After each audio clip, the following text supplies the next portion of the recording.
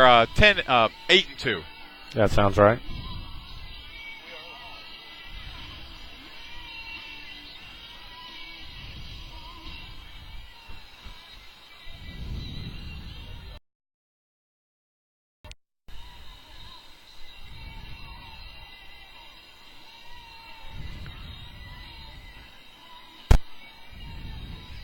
You have a good signal? There you go. All right. We're back on live, Mr. Holbrick. Awesome. Okay, I apologize for that, folks. Hope you're sticking it out with us. Just a little technical difficulty. We got about 19 minutes before kickoff. Jeff, tell me about this ball game. Well, I'm sorry. As I chuckle, I look over to my side and I see one of our Bearcat fans in one of the, what do they call them, the no-see-ums or whatever, one of those costumes, entirely in black. He just took his mask off to get a piece of pizza. So I'm sorry that I was a little distracted, but it's not something you see every day out here, No, Mr. absolutely Bennett. not. Well, it's blackout night tonight. Everybody, for the majority of the fans out here tonight, dressed in black so that we can get this crowd riled up for this playoff game. Of course, we ended up with a great season, Jeff. Truthfully, I really think we only should have won one more game. The Carroll County game sticks out to me, and we had plenty of opportunity. We just let a fairly average team beat us that night. Yeah, I agree with you. We didn't come to play early in the game. Tried to get back into it and did, but you just can't flip a switch on like that. So. No, I had a couple of bad penalties called back against us, and for the life of me, I'm still trying to figure out where the blocking in the back was or the hold on that one punt return. But other than that, it's been an extremely successful season in Tim Green's last season here. Sure, to get 8 wins and head into the playoffs, to host a game and get yourself ranked number 6 in Class A football, that's quite an accomplishment. Well, last week I can tell you a few of the standouts. Dalen Norris had the game of his career last week. He had 14 tackles. 10 of them were solo. That's incredible. What a day. Cam Sample, 12 tackles. He played mostly nose guard, which he hasn't played a majority this year because he's always dressing out as the linebacker. And then Jacob Corey had 3 tackles, 2 assists, 2 for takeaways, and 1 pass breakup. So as well, he was pretty much a great standout. And Denny Fortney, who's been a standout his whole senior year, had a great game last week as well. So again, the meat of the line is what's been the key for the whole season with this team. Well, an important key right there was the fact that you're mentioning Dalen Norris's name. Start the season off, he's just a nice, solid backup, and some special teams work for the Bearcats. Some injuries took place, and in the old next man up mindset, Dalen Norris has stepped in and proven that he can play the game. And now that we're getting a little healthier, it gives you great confidence in doing a lot of different things defensively. Well, I know with Emilio, he was scheduled to not be in the game last week, and thank goodness they got him in the game early, and he felt good. And he came up to Coach Green and said, "Coach, I feel great," because they were ready to take him out of the ball game, and he's healthy. So it seems like we are really not only playing well at the right time come playoff time, but we're also getting to the point where we're now healthy at the same time. So those 2 keys right there, hoping, knock on wood, that we go a long way in the playoffs. That's right. Well, 34 Joey Ballback is in full gear today too, Michael. That's a huge sign for the Bearcats. He's going to add so much defensively. As he got a little spot time last week, but we talked about him getting some time in late, but it looks like he's going to be full go. Well, again, as I mentioned, tonight's blackout, so we've got plenty of people out here supporting their team in their blacks, and unfortunately, I don't own a thing that's black, Jeff. The closest I can get to black is navy blue. There you go. Well, you look good, though. But anyway, we're going to take a break. We'll be back for more Bearcat football. Coach Green is going to join us, so hopefully the Greens down in Rome, Georgia are listening to us. We welcome everybody out there for our first playoff game here at the campus of Kentucky Country Day. This game is being streamed by 852FX on aha.com because of the Verizon 4G LTE hotspot. Thanks to the Verizon wireless connection, 852FX has streaming services where a landline will not reach. Now, 852FX offers streaming broadcasts as well as edited team videos and player profiles.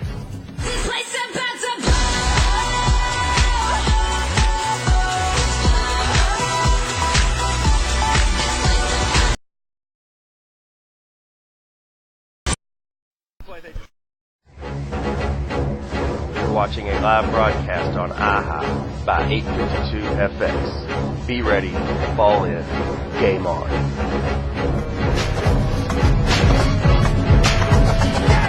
One, two, three, come on now. Let's get it crumbled.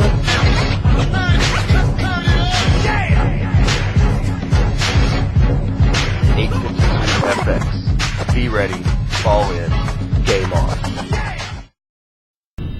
Welcome back, Bearcat fans. Joining me right now before the game, kickoff of the games, Coach Green. Coach, fantastic year you ended up with, 8-2 this season. Just a great way to end the season, and hopefully having our second playoff game, where we've hosted the playoff game, second year in a row. That's just a great tribute to what you've done to this program. So congratulations. Well, thanks a lot. I'm very proud of our kids and our entire coaching staff. No longer do we just play 10 games. That's not even the way we make our schedule out every year. If you look at our schedule online or what I send out to the players, there's always playoff spots. So that's what we expect to do. Well, one of the things that Jeff Holbrook and I were just talking about is that the fact that it seems like things are really starting to come together for the team, not only on the offensive defense, but we're getting healthy right at the right time. Right. That's so important to a team. When you go through a long season, you can have injuries, and sometimes you can get out of your flow. But I think the last couple of weeks have been very good for us. We've been able to get our kids back in and get them focused and get their timing down. So, yeah, it has been very important. Exactly. Well, tell us a little bit about Fulton County. Fulton County is a very athletic team.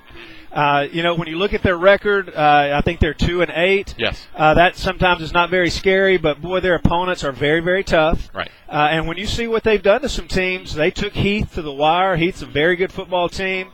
They have a lot of potential, and what we've got to do is make sure we don't let them get off with big plays, because that's really how they make their name, is through using their athletes, and if they break one through, they're going to be hard to catch. So hopefully our guys will be able to do that tonight. Well, that's a little bit of the scary part from last week, is that, Trimble County, no, it's Caverna, I'm sorry, okay. Really dictated that first half until we got that quick touchdown right before the halftime.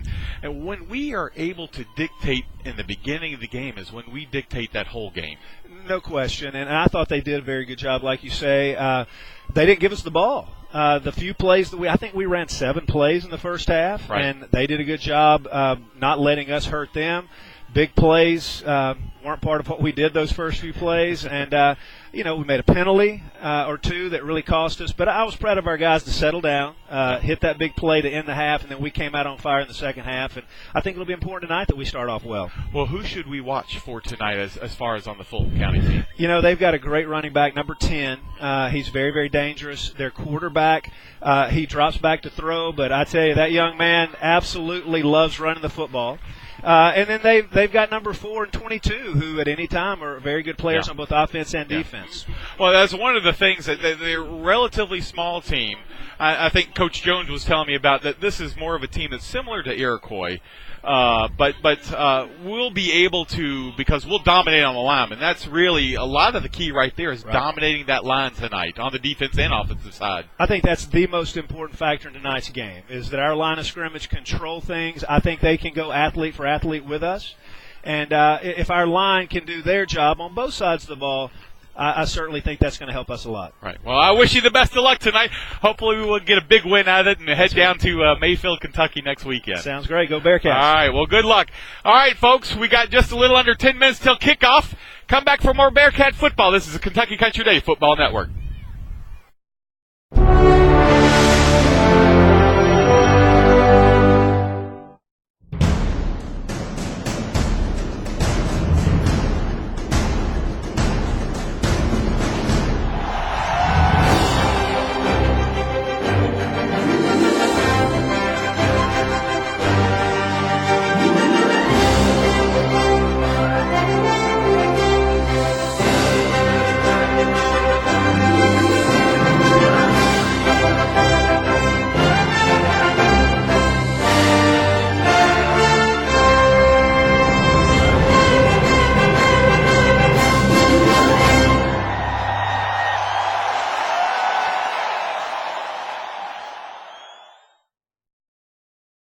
Oh, yeah. You know Richard. We were talking about him I forgot about that. Also, reminder, the new location for the concession. Welcome back, Bearcat fans. We're getting ready for the human tunnel out here while the players get prepared to come out here and get ready for the kickoff tonight. Again, this is going to be the Bearcats playing Fulton County Pilots. Fulton County is way down in the most western part of the state of Kentucky. And again, like we were talking earlier, they've had a record this year of 2-8, 2 wins, 8 losses, but they've had a much tougher schedule than the Bearcats. They've seen a lot more competitive teams down there where we have not seen as good a competitive teams, Jeff. You know, we have upped our schedule, as Coach Beam talked about at his time, and we're playing some bigger schools, but I think we have caught a year where maybe some of these schools have been a little down, and we've been able to take advantage of it. Not to take anything away from our record and not to take anything away from the season, but we have caught some teams at the right time. And it's nice when you have a time where you've got a solid team, got some other teams a little bit down, and we're able to buck some traditions, some traditional losses for the Bearcats. We've been able to turn those around. Right. Well, the number 7th ranked team in the nation, in the state, the Bearcats. I like the nation. That sounded good. It's exactly right. We're not quite to the Trinity level yet, but we're getting there. But they should, honestly, really shouldn't have any problem as long as we get that and control the line, like we were talking with Coach Green. And we're going to keep it simple, is what Coach Jones said tonight. We're going to put a lot of pressure on this team. So we'll see a lot of the guys that have been working out there in the front line put a lot of pressure on these guys because you can just look at the guys. They're not as big as we are. Well, when you have a freshman quarterback, I think that's also something that a typical defensive coordinator wants to do. You got a young quarterback. Let's put somebody in his face. Let's see how he's going to respond to it. And that's typically a pretty good gamble. Well, you're on the offensive side. Yeah, you talked about the freshman quarterback. You're going to see a lot of spread offense because, as well as the wishbone.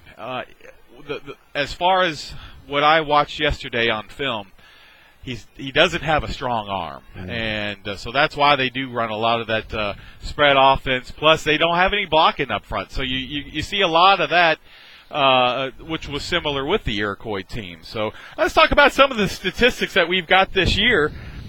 Thanks to Coach Bill Beam, our head kicking coach for the Bearcats. Robert Schultz, he's completed 51% this year, thrown for 2,032 yards. He's at 106 attempts with 207 completions, and he's averaging 203 yards a game. So not quite the statistics he had yet last year. Last year he was averaging 260. But I think the difference maker there, Jeff, is because one of the things that Coach Riscotti is sold me on is that we're a much more balanced team. We're seeing a lot of Jordan Duff. We're seeing a lot of, thank goodness, Tommy Stafiri's back because we'll see him run the ball some as well tonight. So the defense can't just count on the Bearcats throwing the ball constantly. Well, you also have to take in mind the fact that we're 8-2. A lot of those games were up big, no reason to throw. Robert gets out of the game mid-third, into the fourth quarter. Right. Last year that didn't happen. That's we had to use him all the way to the end. Sometimes we're way behind. You got to gunsling the ball. So, you can't get too caught up in statistics. But the important statistic there is completion percentage high, and his wins are high. Those are the most important ones. Right. Well, and I don't mean to leave out Isaiah Brents, too, because I think equally as much as Jordan Duff, Khalil Wilson, Jacob Corey, but you got Isaiah in the backfield that has really been a force. Every time he's given the ball, I've never seen a young man that just keeps his legs moving as much as he does, and he's been successful at it. Yeah, that's right. I'd love to see our rushing numbers this year compared to last year, and then take that statistic and look at it. Unfortunately, we've got some here with Isaiah's, but we don't have, David Smith's rushing yardage. So it's hard to really get a good feel for what our exact numbers are compared to last year. Well, I know for a fact that we didn't run the ball as much as we did last year. We were heavy on the pass, whereas this year we're not quite as heavy. So, that's right. But it's been a fun year. I've enjoyed this year. It's been a great year. And hopefully we got a lot more football to talk about. There you go. But let's talk about the captains for tonight's game. Tonight's game for the Bearcats, we've got number 4, Isaiah Brents, 5'10", 190-pound junior. We've got number 42, Nick Gorman, 205-pound, 5'11" senior. We've got number 84, Jacob Curry. Jacob's a 195-pound, 6-foot junior, as well as number 88, Khalil Wilson, who's our 190-pound, 5'11" junior as well. So captains for Fulton County Pilots. Got number 10, Dylan Johnson, who's a senior. He plays wide receiver and safety. Number 17, O'Brien Mitchell, who's a wide receiver. He's also a senior. Number 30, Tyler Wilson, senior, middle linebacker and fullback. Number 51, Devontae Smith, who's a guard and a defensive tackle. And number 83, Mike McClurkin, who is a wide receiver and a center. He's a junior. So looks to be a really good game tonight. Looking forward to the kickoff. See if we can get the ball quickly. And of course, as usual, Coach Riscotti has his 8 plays scripted. And if you get a close shot in there tonight, you'll see our good friend Coach Justin Riscotti has a Band-Aid on his nose.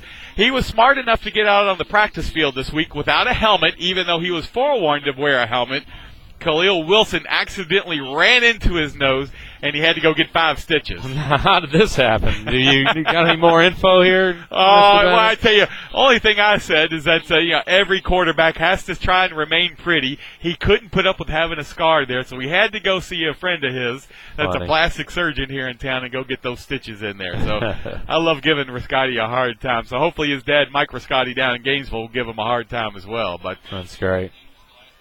Before the game starts, give us a shout-out. Jeff, why don't you give them your email address? Absolutely. Please email me tonight, jeff.holbrook@kcd.org. That's jeff.holb, B as in Bearcats, ROOK, @kcd.org.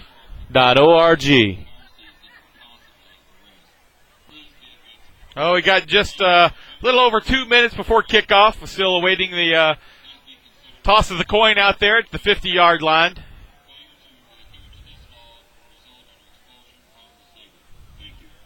And awaiting the Bearcats to come out from the human tunnel as well.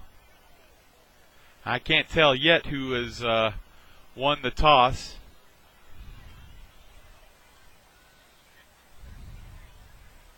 As they line up. This game's being brought to you by Merrill Lynch, Patricia Bennett, Tony Bellucci, Heather Poole, protecting and growing clients' money. Give her a call if you need any kind of assistance with your finances. KCD has won the toss. We're going to take a break. Stay tuned for the kickoff. This is Bearcat football.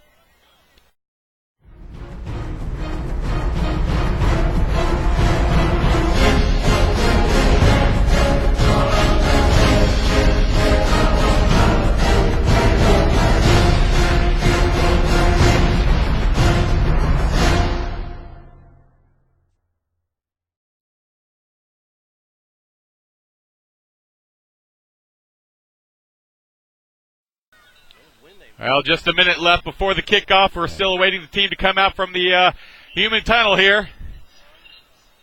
We're lucky enough to be able to host our second playoff game here on the campus of Kentucky Country Day. Again, I'm Michael Bennett here on the campus of Kentucky Country Day in Louisville, Kentucky. Alongside me is Jeff Holbrook. Glad to have you here. Oh, it's great to be here. This always scares me, though. We got this great run out of the tunnel, and the kids are inside there. These kids come out fired up. I just hope nobody gets run over. Exactly. Well, here come the Bearcats. Senior number 42, Nick Gorman, leading that team out there. Coach Riscotti quickly gets the ball over to Robert Schultz as we await this kickoff. So exciting night. Chilly night, and not too many fans have come up from Fulton County, purely because I'm assuming I talked to the coach up there from Fulton County, Jeff. He said it was a 4.5-hour drive for them today. They left at noon to get up here. Woo!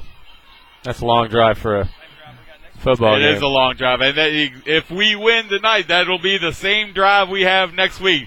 Our cameraman from iHigh.com, Kevin Stammerman. Don't jinx us right now, my friend. But get a picture of the Bearcat alongside of the... There's the guy who told you. Exactly. Now you can see why I was speechless. I'd love to know who that is. Yeah. Now, I know who that pretty lady is right next to him. That's my wife, Patricia Bennett. So thank goodness to her. Her and Merrill Lynch are nice enough to sponsor this game tonight.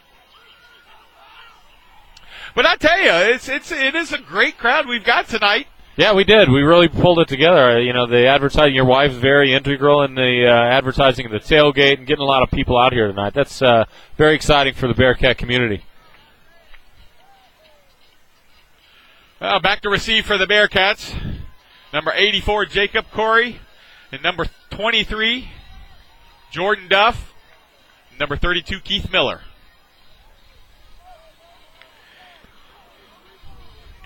And to kick for the Pilots of Fulton County.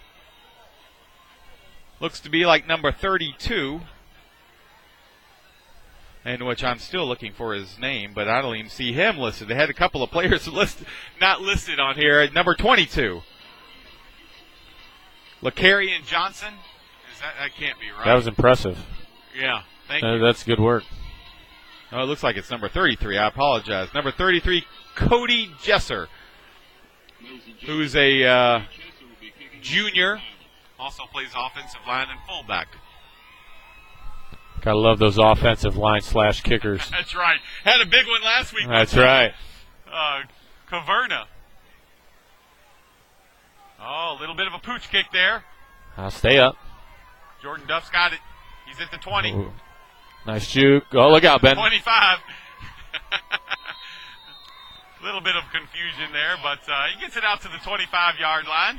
It's going to be 1st and 10 for the Bearcats.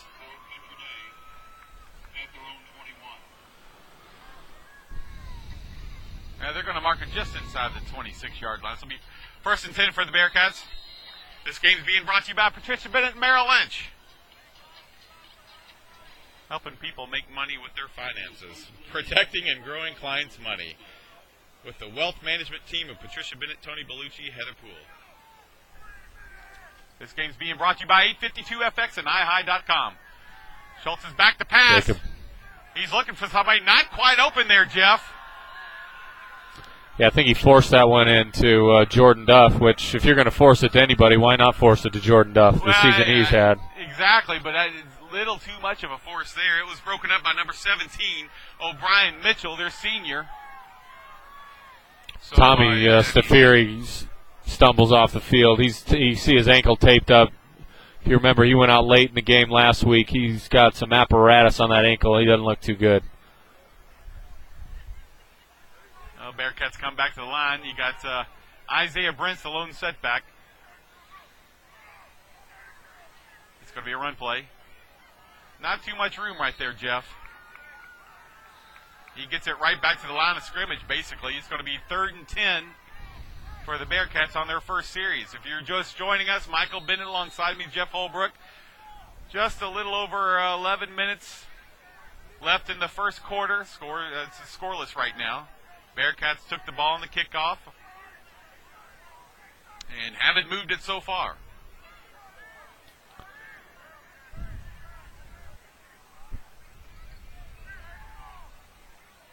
Schultz is back to pass. He's got Khalil open. Oh, and it goes right through his hands.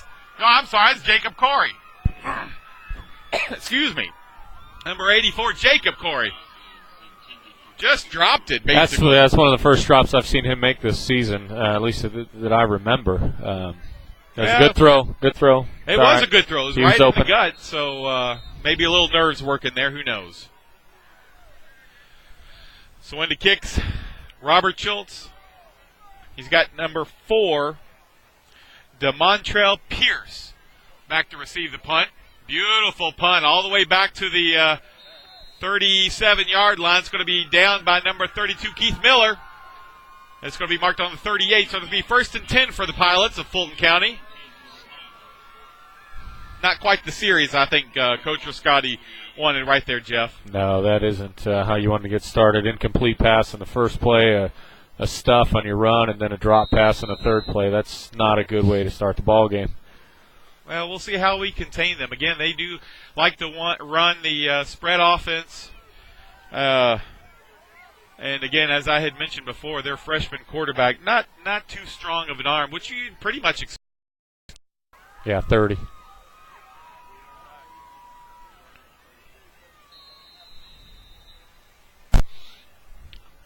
Welcome back, Bearcat fans. We apologize for that technical difficulty there. You missed a big play by the Pilots. They've taken the ball all the way from the 34-yard line down to the Bearcat 33-yard line. Big run by number 30, Tyler Wilson, who's a senior. So it's going to be 1st and 10 for Fulton County. It's going to be a scramble by number 13. Busted play. Oh, chain gang down. Damian Roach, freshman quarterback, did a nice job with that broken up play there, Jim. Yeah, chain gang dad took a hit over there in the corner. I can't quite see who that is, but he's got to drop and run, man. That's training. Chain gang 101. That's right. Here they come, drop and run. Well, that play is good. A broken up play is good for a gain of 9 yards. It's going 2nd down. And 1 for the Pilots.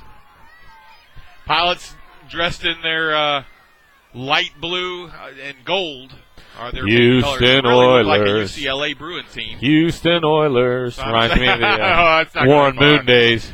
I was thinking of Matt Evans, truthfully, with UCLA, as I would like to say. But it's a nice play by the defense right there. They're getting a little fired up out there. Looks like it's going to be going for about a loss of a yard. Well, we need it here. That'll put it, depending where the spot is.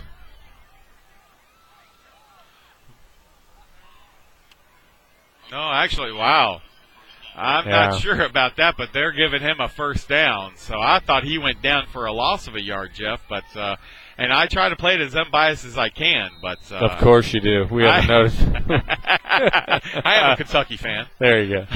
But it's going to be 1st and 10 for the Pilots on the Bearcats' own 22-yard line, just the start of the ball game. I'm assuming that's going to be a false start. Yeah, the wide receiver on this side couldn't get himself set.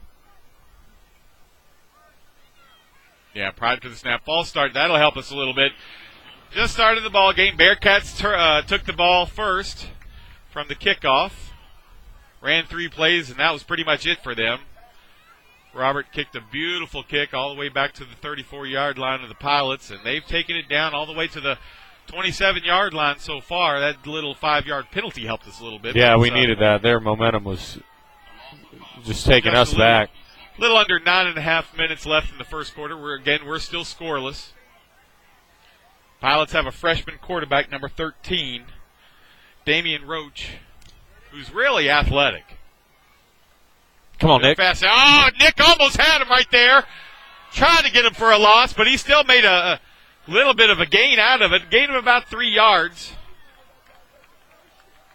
I didn't see who tackled him. I couldn't tell either. We had a bunch of guys miss the tackle, and we've got to do a better job. I know you had Cam Sample out there and Ben Rice as well as Jordan Duff. And that's who they're giving the credit to, is number 23, Jordan Duff, for the tackle. Yeah, our free safety can't be making that play. We need those front interior Nick just linemen. missed them. So that's right. Listen, I'm not going to say anything bad about Nick Gorman. His grandmother and his aunts sent us those incredible king cakes. We're good. I got 2 bites of mine. Max and Mason devoured it. Max is cutting through the whole thing, looking for the stinking baby. Funny. But we certainly do appreciate the Gorman sending us that king cake. It was absolutely fantastic. There's Beautiful tackle right there. Good team defense right there. Nice job, Bearcats. 42. Nick Gorman makes that tackle. No gain on the play. It's going to be 3rd and 13 for the Pilots. Don't know much about their kicking game, Jeff. It'll be interesting to see if they go for it on 4th down. Again, this is a team that was only 2-8, but that from what I've learned, that's very deceiving. They've played a lot more talented schedule, tougher schedule than the Bearcats have played. So, tackle right there for another loss. No, gets it back to the to the line of scrimmage. I think that was Denny Fortney with the initial hit. Denny Fortney down there. Isaiah Brents is down there. And Ben Rice is who they're giving the credit to, number 70. That's 2 tackles right there for him. Good job, Ben Rice. At the beginning of the game. So I saw Coach Tim Rice here a little earlier. I know he's proud of his son this year. Oh, he's had a great year. Great year. Academically, athletically, homecoming king last week. That's right. That's right. It's been a great couple weeks for Ben Rice. Had a great time last week with the cheerleaders being here thanks to your wife and you, and had the homecoming court out there as well as senior night, so it was a really special evening last weekend. A lot of pressure to him. Ben just misses him. Cam's got a chance. Oh, no. And he's going to be forced out of bounds. It's going to be good for a first down. I'm not certain who forced him out of bounds down there. It looks like it was Keith Miller, wasn't it, number 32? Yeah, that's... So the ball's going to be marked right around the 6-7 yard line. 6 minutes, 44 minutes left in the first quarter. Again, we are still scoreless. It's going to be marked on the 8 yard line. It's going to be first and goal for the Pilots. So I'd like to welcome all the Fulton County Pilot fans watching down there in Fulton County. Hope you're enjoying our broadcast. We do root for the Bearcats, but we certainly do appreciate you listening as well. This broadcast being brought to you by iHigh.com and 852FX. Emilio Zayas, big hit right there. Our defense did a nice job of staying home. Emilio was pursuing back to look to make a cut, and Emilio just swallowed him. Well, their player, number 84, a little slow to get up. And but he's up now. Looks like he's going over to the sideline. So he had a little hit there, right there. So nice to see Emilio. You know, it was, again, like I mentioned earlier, it was not certain if he was going to be able to play last week, but he is healthy as a lark tonight. So that was plays good for a loss of 1 yard. It's going to be second and goal from the 9 yard line, but there is a flag on the play. No. Going to be timeout. Timeout Fulton County. That's the first timeout of this half. With that, we're going to take a break. This is the Kentucky Country Day Football Network.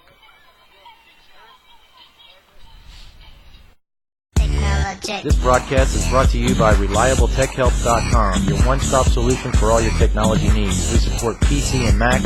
We come to your home. We come to your office. We can support you remotely.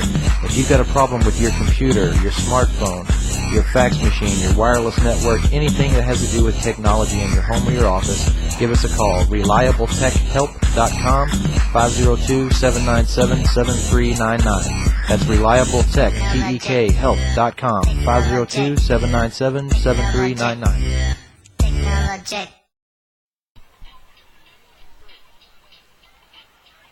All right, Bearcat Nation, 5:57 left in the first quarter.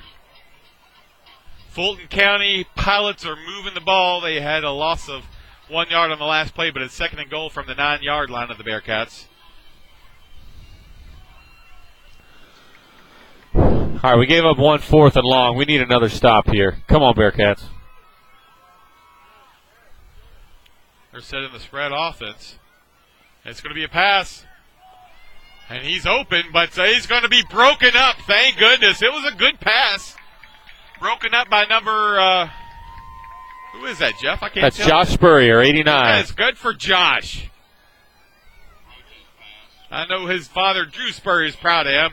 Josh is one of those players, you know, we've mentioned a few times. Unfortunately got hurt a couple weeks ago in the JV game, but he's a player that was starting on the JV team and has really become, because of injury, right, a real producer for the varsity team. Made some great catches. That pass is going to be incomplete. Really overthrown. Yeah, he had a man open right there. We're fortunate with a bad pass. Yeah, I'm not sure what Keith Miller was doing out there, but he was behind the player, which... yeah, gave him a little too much room at the goal line, yeah, that's absolutely. for sure. So I know Keith has a little more speed than that, but this is his first year playing, first and final year. Fourth down here. So it's fourth down there on the 9 Big yard play, come on. Bearcats. Again, they set up in the spread offense. Freshman quarterback, number 13, Damian Roach. He's scrambling out to the side. He's going to try to pass. He's being rushed right Good there. job. Nice play by number 70, Ben Rice. He has come to play tonight, Jeff. That's a great play right there. That all started with excellent coverage in the secondary. We ran a zone. They tried to run some crisscross. Excellent call by Coach Jones over there. Just a great play then. The D-line came through. Ben Rice got the sack. Oh, he's going to be down on the 10-yard line. It's going to be first down Bearcats. 5:39 left in the first quarter. Good to see the offense come back out here. They've gotten some good rest, but I don't know if I like seeing the offense rest too much.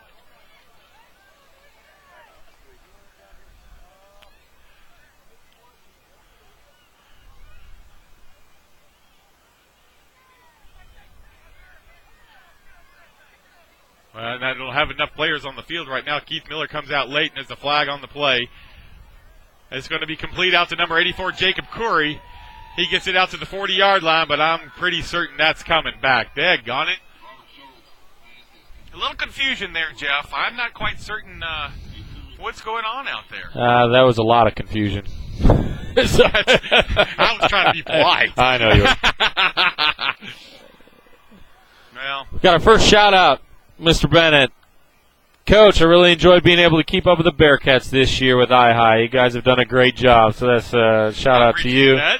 David Giesel plays the Tufts Jumbos tomorrow, so he's in his dorm watching the game with a few of his teammates. He says, go Bearcats. David, great to hear from you, man. Love to see you on this receiving corps. You guys would do some serious damage, that's for sure. Absolutely. Good luck tomorrow. Hope you beat Tufts. I'll be watching for the score of that ball game, definitely. I'll be at the Kentucky Ole Miss game, which is at 3:30 tomorrow. I look forward to that. Hopefully the Wildcats can pull out with a win. A little embarrassing that they're not picked to win. Ole Miss is picked to win that game on their own. Great catch. It's going to be a complete pass, Robert. Oh, my gosh. Well, he had a better angle than we did, I guess. guess. Is what it's called. Intended for number 42, Nick Gorman. So it's going to be 2nd and 15 with 5 minutes left in the first quarter. Give us a shout-out. If you're out there listening like Mr. David Giesel, let us know. Jeff, give your email address again. Jeff.Holbrook, Jeff.HOL, B as in Bearcats, ROOK, at KCD.org.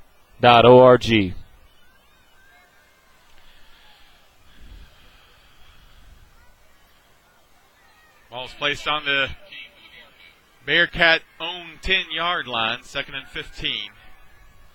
It's going to be a run. Isaiah's got the ball. Not much room there to run. Late hit.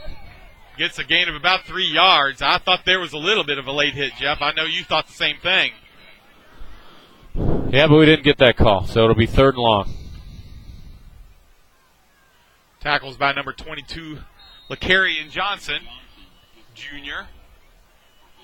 You think you get those kind of calls when you're on your own field. But, hey, there you go. Seems like this year we hadn't gotten too many calls. Well, much like your broadcasting, the officials are unbiased. Well, gets a gain of about 4 yards on that last play. It's going to be 3rd and 11 on the Bearcats' own 14-yard line. So Roberts back to pass. Gets a little bit of a rush there. It's going to be complete. Go, Jacob. Jacob Corey slips up. Daggone it. Right there about the 26-yard line. Should be good for a first down. It is. First down Bearcats. It's going to be marked on the 26-yard line. This first down is being brought to you by 852 FX Sports Video and Live Streaming and iHigh.com. Now, that's the 3rd time we've run Jacob Corey on that similar route. He's been open all 3 times. So I think Coach Scotty's found something. Finally, we made that completion. The first 2 didn't go the way we wanted to, but now we're on the right track. Yeah, and I walked on the field before the game started. The ground's a little slippery. We had rain the last couple of days, so unfortunately, I think if it was a dry field, he would have gotten a lot more room. Jacob's got that pass right there. He's going to be forced out of bounds right at the 36-yard line. Forced out of bounds by number 22, LaCarrion Johnson, Jr., for the Pilots.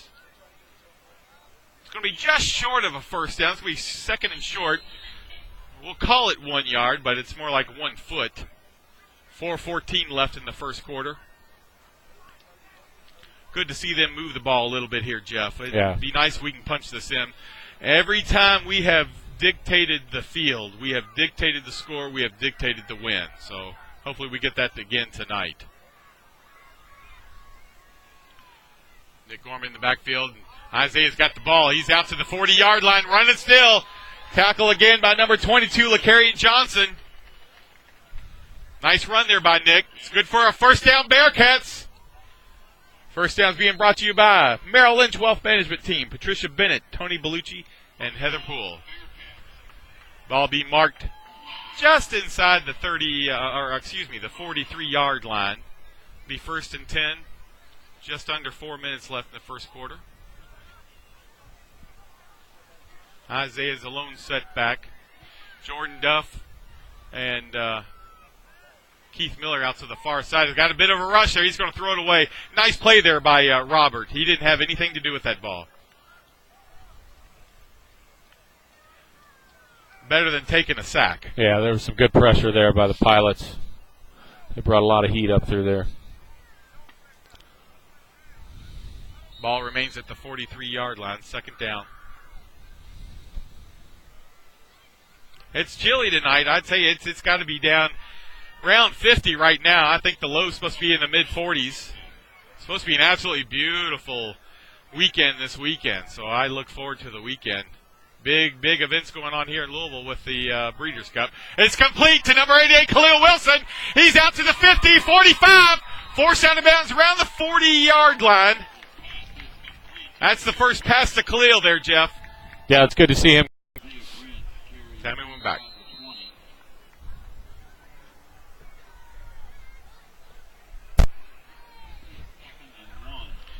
Welcome back, Bearcat Nation. You've missed 2 plays by Isaiah Brents.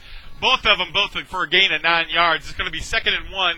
Ball's placed on the 19-yard line of the Pilots. Just a little over 2 minutes left in the first quarter. So we welcome you to the ball game. A beautiful pass all the way to Khalil, and he just drops it. Oh, it would have been a tough catch, great catch, but he had some coverage there that was right there on top of him. Good play. Had some one-on-one coverage out there. Decided to give it a shot. I like it. I do too. It would have been a great catch, but I'm afraid the defender was able to distract him a little too much to make him drop that ball. It was defended by number 32. And I just don't have a number 32. I've looked for him a couple of times. Go, It's Isaiah. going to be a run out to Isaiah. He's down to the 10, down to the 5. Forced out of bounds by number 30, Tyler Wilson, who's a senior, one of the captains of the Pilot team. Isaiah's just really ran that ball all the way down this field for the most part. He's ran most of the plays on this side of the 50-yard line. Yeah, he's doing a great job of being patient. Some of these holes haven't been open right away, and he's let his blockers get engaged and then followed those booties, as those running back coaches like to say. Well, and that takes discipline to do that, because when you have speed, all you want to do is run past everybody. Yeah, speed doesn't always dictate a good running back. Absolutely not. That's a great point. Isaiah's got the ball. He's down to the 5. He's still up. Look at the power. He is moving. He's nice moving all the way down. Touchdown, Bearcats! Isaiah Brents, number 4. What a great job, Jeff. Great point. He just kept his legs moving. That's right. That was persistence right there, baby, because he was hit several times in the backfield, nowhere to go. He kept the legs pumping and barreled his way into the end zone. Well, I hate to keep repeating myself, but he's done that all year long. Yeah. I mean, he's got some strong legs, and if he keeps them moving, it's tough to get him down. Yes, he is a tough one to tackle. Good to see Gravy in the ball game. Number 25, David Holtgrave, in for the point after attempt. Number 88, Khalil Wilson, will hold the ball. Good snap. It's good. And with that, 1 minute, 50 seconds left in the first quarter. Bearcats take the lead of their first playoff game of this 2011 season. Come back for the kickoff. This is the Kentucky Country Day Football Network.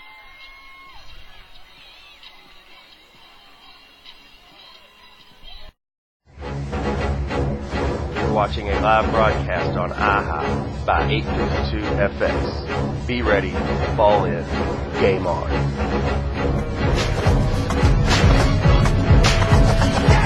One, two, three, come on now. Let's get it from the Yeah. 852FX. Be ready, fall in, game on.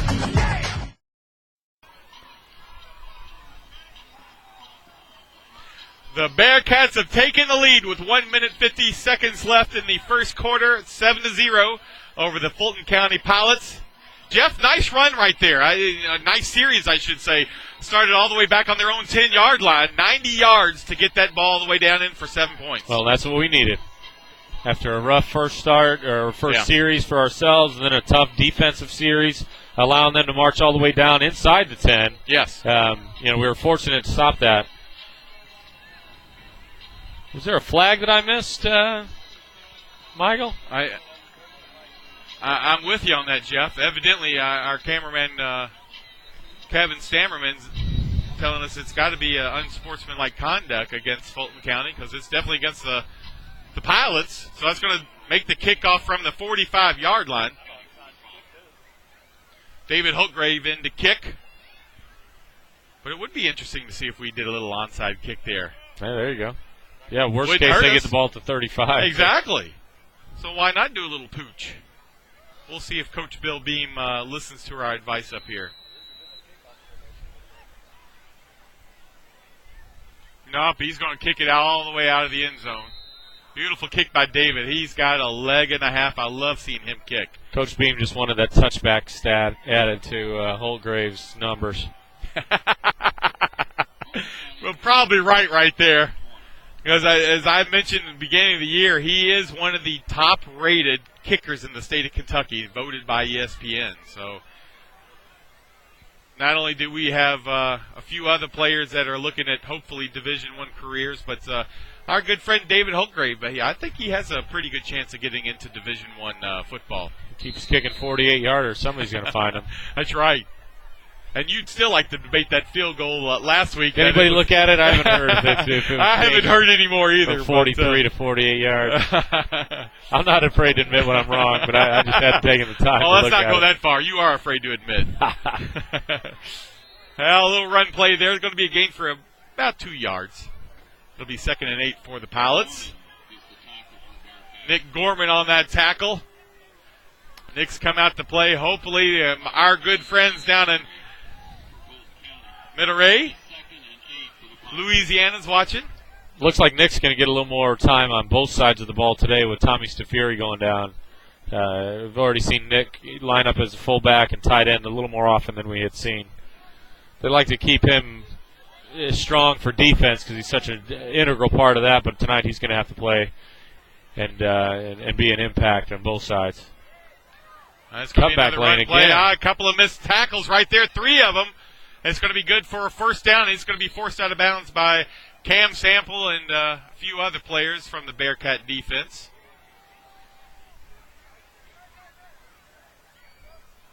We'll have to see where they mark it. But it's good for a first down. Ball's going to be marked just outside the 30-yard line. We'll call it the 31. Got another email from a recent alum here. David Smith sent us an email. It says, Coach, his knee rehab is going well. Those of you who didn't know that, he busted his knee up early in the season down there and ended his football year a little bit too early. But he says he's going to be full go by spring ball. Is that Gary's? Yeah, that's right. Oh, that's good. Right. He's got a game for the conference championship tomorrow versus Case Western. Congratulations. He says, go Bearcats. Great tackle, Jeff, by Nick Gorman. We got 2 flags on the play right there. I think both of them are going to go against the Pilots. I'm sorry, Jeff. Go ahead. No, because I certainly want to give Gary's son a big shout-out. I love his dad. It's always fun to see his dad out here rooting on his son. I'll be right in the middle of a conversation with Gary. A play will be going on with his son running down the field, and Gary's gone. I mean, he's up here by the parking lot. Next thing you know, he's down by the fence. Gary's a great guy. Yeah, absolutely. Great family that the Smiths, all that they did for Kentucky Country Day. Now, where is he playing football? Let's see. I believe he's at WashU down there in St. Louis. Oh, terrific. Appreciate the shout-out. Good luck to you. Hopefully you do well in your rehab and get out there and support not just the Bearcat, but also show us that. Of course, it is tough to remember where all those guys went, Mike. He had 6 guys, who's playing where. I mean, 17 of our seniors playing college sports. Penalty does go against the Pilots. Personal foul,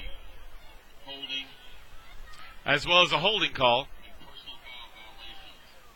So it'll be half the distance all the way back to, it looks like the 14-yard line. So it's going to be 50 and a whole bunch. Oh, we got this short break. Jeff, give him your email because it seems like we're getting a few people watching this playoff game tonight. Great to hear from you. Please let us know you're listening. Yeah, jeff.holbrook@kcd.org. Well, the freshman quarterback's back to pass again. He's got all kinds of time, but it's going to be tackled right there. Short gain of about 3 or 4 yards. Ben Rice was out there, and not sure who really brought him down. But,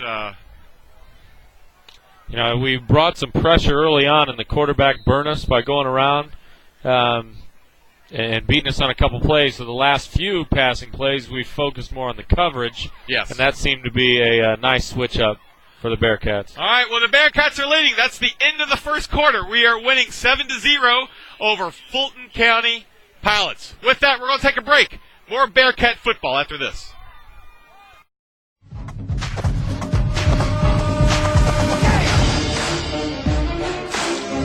Here come the Bearcats.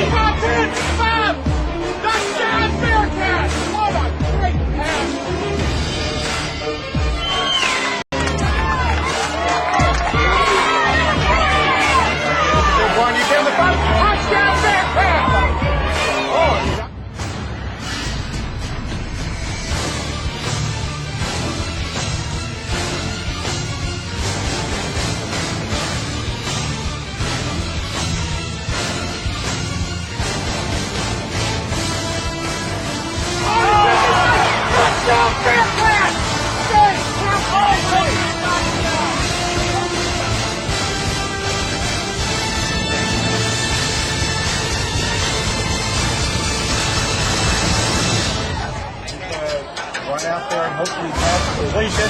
He's getting it very deadly. Incomplete! Down to the 1-yard line. He might have missed it. Touchdown Bearcats! Khalil Wilson, number 88. Welcome back, Bearcat fans. Isaiah's going to get out there. Almost got him down.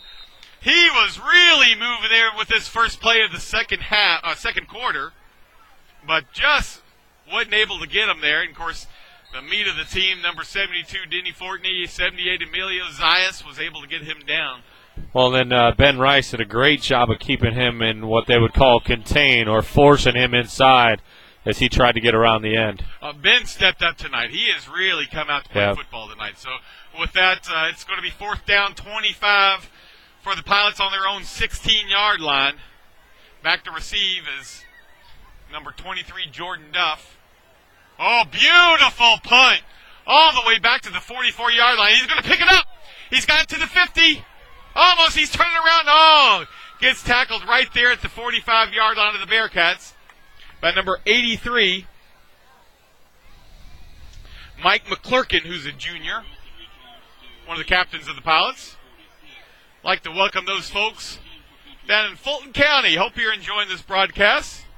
Michael Bennett alongside me is Jeff Holbrook, head of admissions for Kentucky Country Day School here in Louisville, Kentucky. Good to see Millard and Dan Simba out there again. They're our trusty ball boys every home game. Talked to Amy Simba, who's an alum of the school. Says Miller hadn't been able to sleep this week. He's been so excited for this game. So good for him. I talked to him great. before the game. He was excited. He was wiping the balls off, making sure they were clean. He said one got in the mud, and he had to clean it off, and so he's working out there. He's a third grader. Oh, boy, there's a long one. Beautiful pass out there. It's going to be just great complete. Catch. It's caught down to the 10. He's still up and running. He's going to be forced out of bounds just inside the 10-yard line. Was that the number 23, Jordan Duff? Of course. Beautiful, beautiful catch. It's like a video game out there. It really was. Little underthrown. Jordan did a great job with his athleticism and to catch that ball. He was forced out of bounds right there at the 10-yard line, so it's going to be first and goal for the Bearcats. You can't teach that right there, Michael. No, sir, you cannot. First down's being brought to you by 852 FX Sports Video and Live Streaming and aha.com. It's going to be a run play by Isaiah. Down to the 5. Get in there. He's going to get in there. Touchdown, Bearcats! That's the way to step up and just really take charge of this game, Jeff. That's beautiful right there. Great two-play combination to get the ball in the end zone. Well, it's going to be interesting to see what kind of yardage Isaiah Brents has gotten this first half. So I'm hoping that our good friend Coach Mayoni will give us the stats, who the statistician for the Bearcat football team will be able to come up with. Number 25, David Holtgrave. Gravy checks in. I should say Big Gravy. Of course, his little brother, Baby Gravy, Mark Holtgrave, is on the team as well. It's going to be a fake by Khalil. He's down to the 10. He's going to run it in. It's good. 2-point conversion's complete by number 88, Khalil Wilson. That's going to make the score 15-0 over Fulton County Pilots. I'm not sure if that was planned or the snap wasn't good, or, again, like you mentioned last week, Jeff, it looked like he saw something that he might be able to run that in. You tell me. Well, what we used to do, and I'm assuming Coach Green's doing the same thing, is we take a look at the way a team would line up against that little, we call the different things, Cowboys and Indians or Lonesome Polecat and all kinds of different things. And if they didn't line up right, then Coach Green would make a call from the side. Now Khalil didn't make that move until after they had come back down into their normal field goal approach. So I think he might have just got greedy there, because I saw Coach Green pull him aside. Maybe said, that's not the look where we want to make that call. But I'm sure he trusts Khalil, to make some tough decisions like that. Khalil's a very intelligent young man. As you saw, the athletic ability. When you've got that kind of ability, sometimes that makes up for a mental mistake, and it worked out for us. Not quite certain what happened there. Khalil came off the field and called for Trainer Ray to come over there and see him. He looks like he's okay, but well, he got hit pretty hard. Twisted in the air. Might have a little bit of a cut up there above his eyebrow, but other than that, I'm sure that's not going to keep him from playing in this ball game.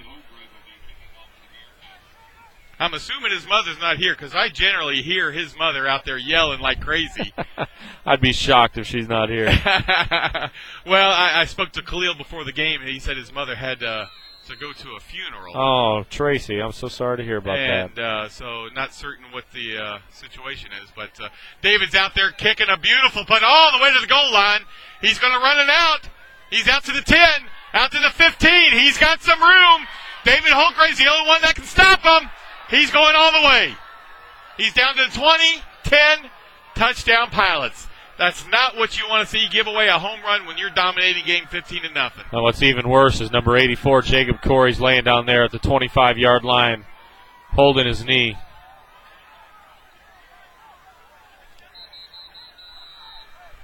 I didn't see him get hit. I saw a couple kids slip over there, which is this isn't what we want to see. As I mentioned earlier, we've had some rain Wednesday and Thursday, and I walked on the field. This, unfortunately, is not a field that drains really well. And it was wet out there and pretty slippery. But we're going to take an injury timeout right now. 10-14 left in the ball game, or the second quarter. Bearcats are leading 15-6. This is Kentucky Country Day Football Network.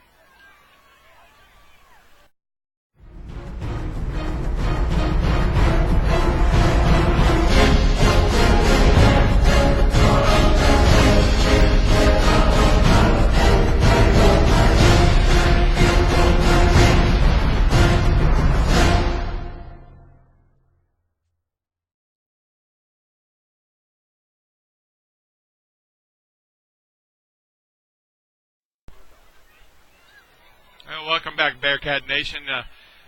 As we await the number 84, Jacob Curry, who's our Bearcat injured player over there on the sidelines, laying down the 25-yard line. Looks like he's getting ready to get up. But unfortunately, the Pilots were able to run back.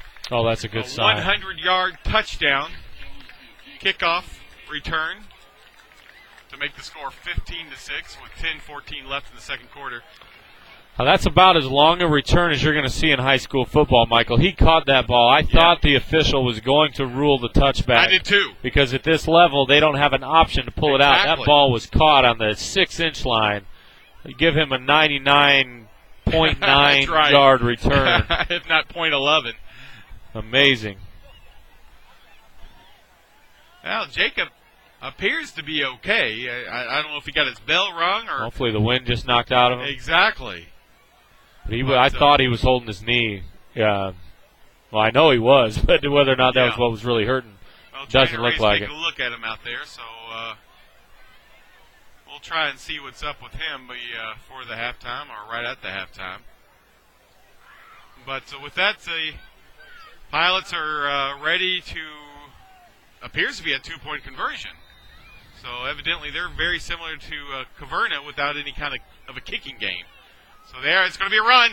It's going to be a tackle right there. Hold on, He's not going anywhere. He's going to be pulled down right there at the 10-yard line. Duff. Number Gorman. 23, Jordan Duff, and Nick Gorman. Nick Gorman with the initial hit, and that running back kept his legs pumping, much like you've seen Isaiah. Jordan Duff came without him to clean it up. He might have snuck in there. So great tackle, Jordan Duff. That young man for Fulton County was not giving up. No. I admire that. He was still trying to get his feet still running and get away from Jordan and Nick. But with that, score is 15-6. Bearcats are leading. We're going to take a short break. We're going to stay right here. Thank you, Kevin. That's all right. As we await the Bearcats to come out here, receive that kickoff. Now it's going to be a little mix-up here. Number 84, Jacob Coury, who was injured on that kickoff return, usually in the backfield ready to receive the kick. And to see who's going to be back there with him. Of course, we've Benton always C. got goes number back there. Jordan Duff, number 32, Keith Miller, and number 24, Benton C., who's going to be back there, who's a transfer from Trinity. Ben returned one last year, if you remember, or last week, I'm sorry. Absolutely. Very nice return for the Bearcats. For his first touchdown, got a little taunting penalty. I saw him this week in the hallways and gave him a little grief about that taunting penalty. But what did he say to you? He said, "Yes, sir, I know." But it's still a great run. It's a beautiful run. Did a great job out there. We got number 33, Cody Chesser, junior for Fulton County, getting ready set to kick the ball off to the Bearcats. At their kickoff return, it's going to be a little bit of a side one. It's out to Benton. Benton C's got the ball. He's out to the 30, out to the 35, out to the 40. He's out to the 50. He's still on his feet. Go, Benton, He's still running out to the 45. Nice the Pilots. Return.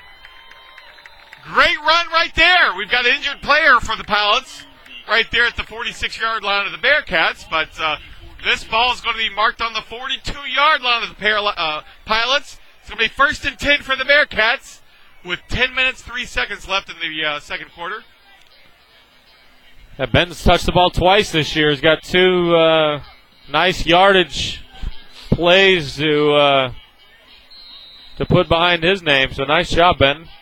Number 36, Sharon Nolan, Jr. for the Pilots, was the injured player. He walked it off, so glad to see it's not any kind of injury to that young man, hopefully.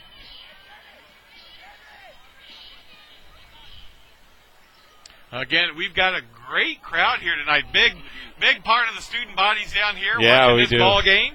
A lot of alums I've seen in the crowd, not necessarily just alums from a year or two ago either. Schultz is back to pass. It's going to be incomplete. Not quite sure it was intended for. You had number 88, Khalil Wilson, and number 81, Travis Abrams out there. Might have been confusion on those routes. We don't typically put two guys in the same spot like that. Well, Travis is a freshman, so maybe he's learned a little bit. Of course, he's running off the field. Checking in for him is Keith Miller. Coach has given him an earful, so chances are you ran the wrong route. Coach Nick Smith down there, isn't it? Or no, it's Coach Green. How could I miss those two guys up?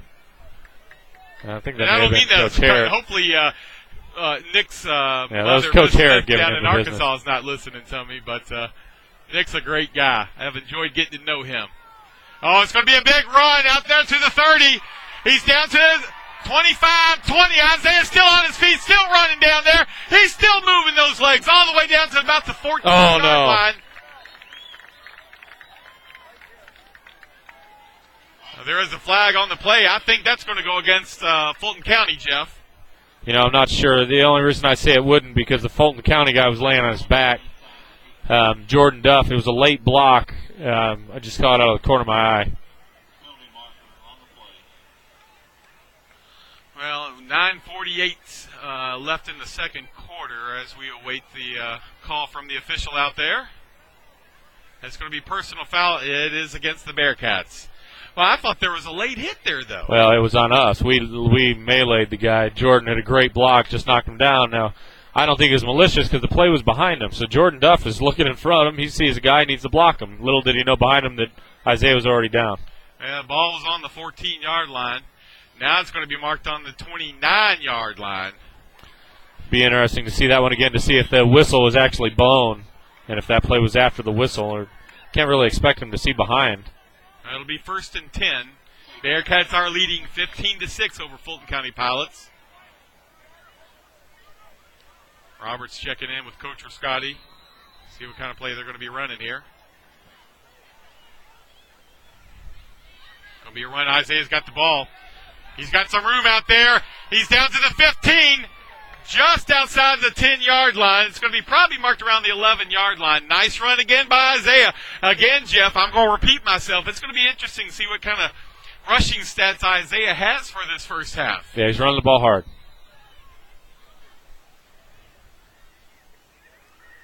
That ball's going to be marked on the 12-yard line.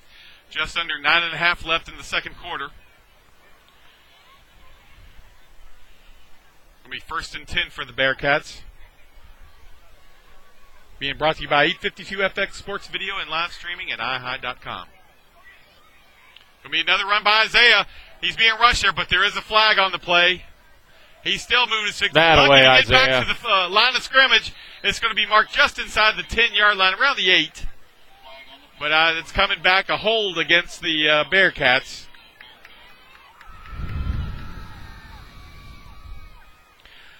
Well, join me at halftime. This week, my Bearcat at the half is going to be Pat McAnulty. Pat has been a very successful coach here for the girls lacrosse team. So hopefully you're able to join us. Don't turn us off and go get something to eat. Listen to us and learn a little more about ladies lacrosse team, which has a very historic history over the last 7 years that Coach McAnulty's been here. Well, Coach will be entertaining. Oh, really? Why is that? I anticipate him wowing the crowd.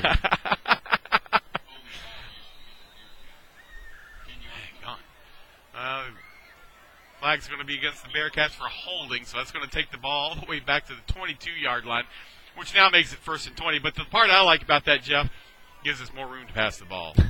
There you go. Now they're double teaming Jordan Duff up here at the top. Robert doesn't care. Pass. Oh, beautiful pass. All the way, 23.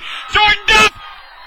Touchdown, Bearcats. Only one player could catch that ball, and that's Jordan Duff right there in the corner, Jeff. Great throw. Like I said, he was double covered over there in the corner. You got number 10, who's a much taller guy, but just an outstanding throw and a great route for Jordan to get open.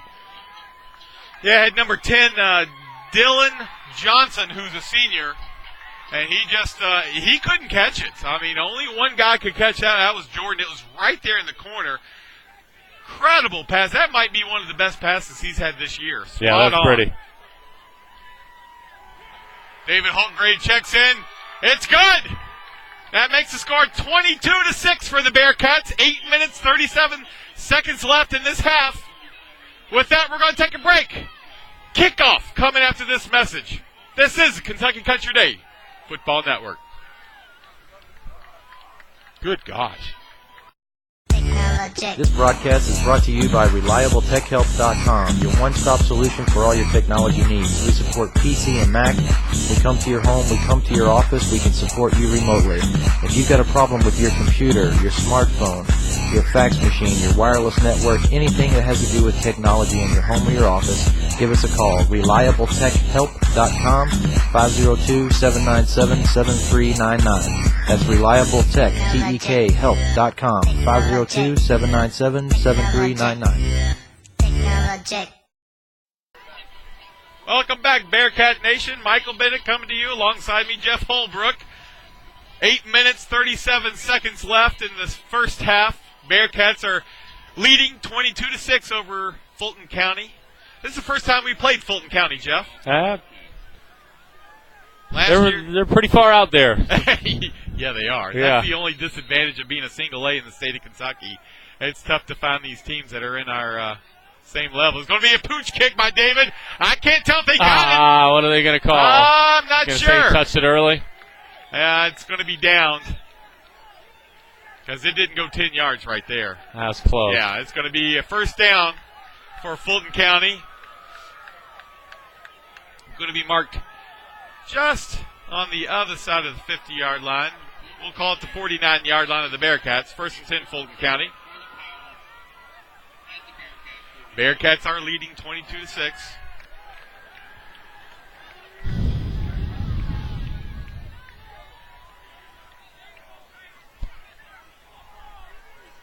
Fulton County's offense checks in again. We have any emails there, Jeff? No, somebody just asked me what the scratching post is. Can you explain it to them out there? Absolutely. It's a great question. That's something they implemented just last week. Oh, it's going to be a tackle right there. He's all the way back to the 36-yard line. Is that Nick Gorman? Uh-oh. There's going to be a personal foul there, I'm sure. But was that against... I don't know who it's against. Number 30's John, that's for sure. I don't know what... number 30, Tyler Wilson of Fulton County, stepped on, looked like Nick Gorman, who made that great tackle. The official chased number 30 off the sidelines. They might have him ejected from the game. Yeah, it's going to be personal foul. But back to the scratching post. That's something they implemented for the first time last week. They every time the Bearcats make a play, a good play, if not a great play on the field, they get to come over to the sidelines and scratch that post. And guess who the first player was last week that got to scratch the post? Max Bennett. You are incorrect. Oh, who was it? Marcus Fluellen. Who made an incredible play for a touchdown last week. And good to see that senior make a great play on his last regular season game here for the Bearcats.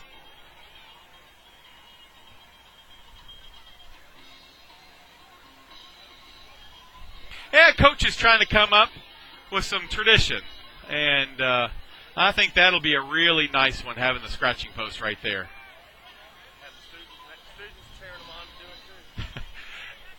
That's right. Our cameraman, Kevin Sterman, is just telling that the students are down there trying to egg them on to scratch on the post. Say what, we need one over here in the corner. We've got a heck of a first grade football game going on. Watching my son and his buddies mix it up down there. I saw a big hit. Henry Mercer belongs on the scratching post as he knocked my son for a loop here just a minute ago. We've got a big flag football game with that group. I've got Coach Tom Crockett and I and Philip Poindexter. We've got 9 first and second graders on our flag football team that have a ball out there for the Y. That's Pete Townsend. The Bearcats out there ready to play defense. It's going to be 2nd and 35 for the Pilots on their own 26-yard line. 8 minutes, 25 seconds left. He's got a lot of time. There is a flag on the play. It's going to be almost intercepted, broken up by number 89, Josh Spurrier. Nice job by Josh. I'm assuming that's a holding right there for against the Pilots. It's usually what that means, but they are, of course the last time that was, we had a face mask against us, so all right, we got it right this time. Yeah, it's going to be holding against the Pilots, and it has been declined, so it's going to make it 3rd and 35 for the Pilots from their own 26-yard line.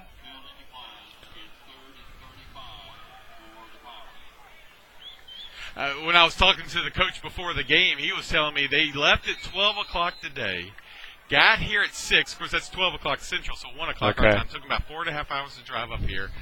And then after the ball game, they are turning around and driving back home tonight. No hotel stay, huh? Oh, not at all. Guess it'd be a tough weekend to get a hotel. Well, a lot of truth to that, and daggone it, you know how the hotels really take advantage of the out-of-towners, getting those prices up on the that's nice pass right there. It's complete.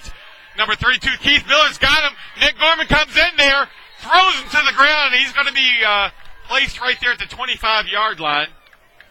Yeah, Jordan Duff, Keith Miller, who made the initial hit, and Nick Gorman. They are fired up about putting those players to the ground. Yeah, it's going to be marked right there just inside the 26-yard line. It's going to be 4th down for the Pilots. Back to receive the punts, number 88, Khalil Wilson. A little over 7 minutes left in the first half. Bearcats are leading 22-6. Not as good a punt this time. Bit of a dead duck out there. Watch out. Don't hit that ball, Cam. No, there's another penalty right there. Don't do that, Cam. We can't have that kind of play. So. Yeah, that was number 30. Yeah, and I'm afraid Nick Gorman just got another penalty play against the Bearcats with a little bit of flare up in the temperature as far as the players out here on the field. Hate to see this happen, because this is one thing that happened last year against Caverna. Players got fired up. This would be the first playoff game that the Bearcats will hopefully win if we're able to do it. So a lot counts on this game, Jeff. Yeah, we can't get can't get anybody ejected. Yeah, that's right. It's too valuable. We're not playing next weekend if we win. So you can see Coach Frascati down there in the center of the team trying to get the team to settle down. Coach Green's over there on the sidelines about the 45 waiting the call from the officials because there are multiple flags on this last play. And you want to see a good, clean game. You don't want to see teams get mad at each other where they start retaliating for no reason, because that's when good players get hurt for no reason. Well, that's not football. That's not football. I hate to see that. No, it's really not. Play stopped at 7:23 left in the first half. Bearcats are leading 22-6. If you're just joining us, Fulton County just punted the ball to us and had a little bit of explosion on personalities there. A little bit of testosterone out there in this cold air, flaring up and getting to take over the players. Very interested in this call. Are they going to toss? They're going to toss number 30. That's not his first offense tonight. That's, if that was the first thing that happened, right? Sure, it's bad enough, but. Well, he came after Cam. I mean, Cam was playing aggressive out there, but that's a part of the football game. It's not our fault that Cam is so big and he was up against a small player. But you can't just slow it down. You got to play aggressive out there. And unfortunately, number 30 came out there, Tyler Wilson, who's a senior, one of the captains of the football team for Fulton County, and just totally retaliating. And thank goodness one of the players came up to Cam, because Cam was ready to go after him. Yeah. And told him to settle down. Yeah, right. Calm him down. That would have been a real mistake from Cam. Yeah, absolutely.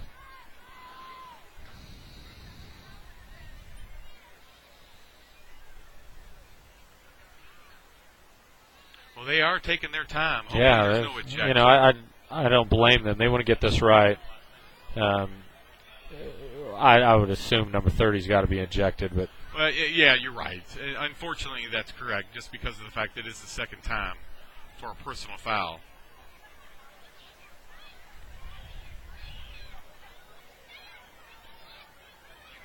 Well, as we await, hopefully if we win this playoff game tonight, I'm not trying to jinx it, but we will be on our way to Mayfield, Kentucky next week. Now, the first penalty is against Fulton County. Second one is also against Fulton County. Unsportsmanlike conduct is against Bearcats.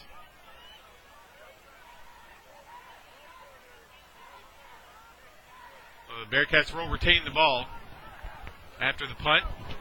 No return on that punt. Not quite certain where the ball is going to be marked, Jeff. Basically, after all that, nothing happened. That's ridiculous.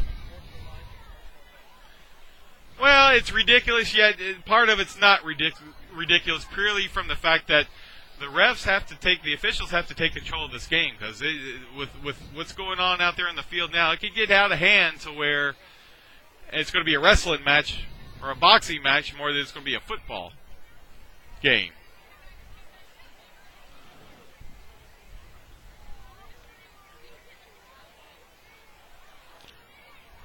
But they're still out there talking to Coach Green. I'm not quite certain what the rest of the conversation is regarding. But, of course, I'm not sure how the chains are.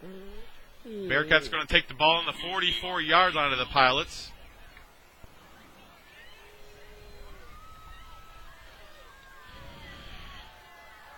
This game's being sponsored by Merrill Lynch Wealth Management Team, Patricia Bennett, Tony Bellucci, Heather Poole, protecting and growing clients' money. Give her a call. Phone number is 502-329-5006. Again, Patricia Bennett, 502-329-5006. Certainly do appreciate and give a shout out to Verizon 4G LTE Internet Hotspot for allowing this game to be broadcast over the Internet this whole season. Number 30 comes right back on the field. Not much you can say after that comment. I got nothing to say. I'm like you. I'm dumbfounded. I have no idea why that young man's out there. Hopefully he's simmered down his temperature. You know, a coach gets 2 technical fouls. What happens? You get thrown out of the game. Exactly. Exactly. With that, speaking about basketball, hopefully Bearcat Nation will be able to join us. We will be on iHigh.com, 852FX, for the basketball season. Look forward to the varsity team and Coach Booker, the success he'll hopefully have this year in the 2011-2012 varsity edition of Bearcat basketball.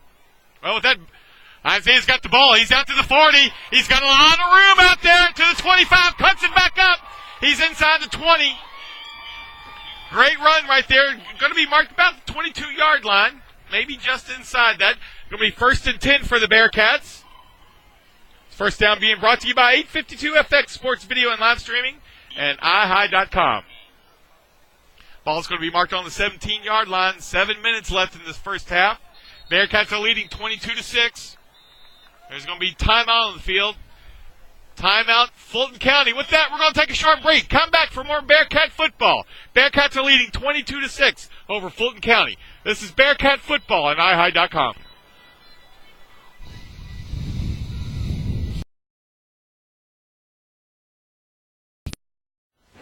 This game is being streamed by 852FX on iHigh.com because of the Verizon 4G LTE hotspot. Thanks to the Verizon wireless connection, 852FX has streaming services where a landline will not reach. Now, 852FX offers streaming broadcasts as well as edited team videos and player profiles.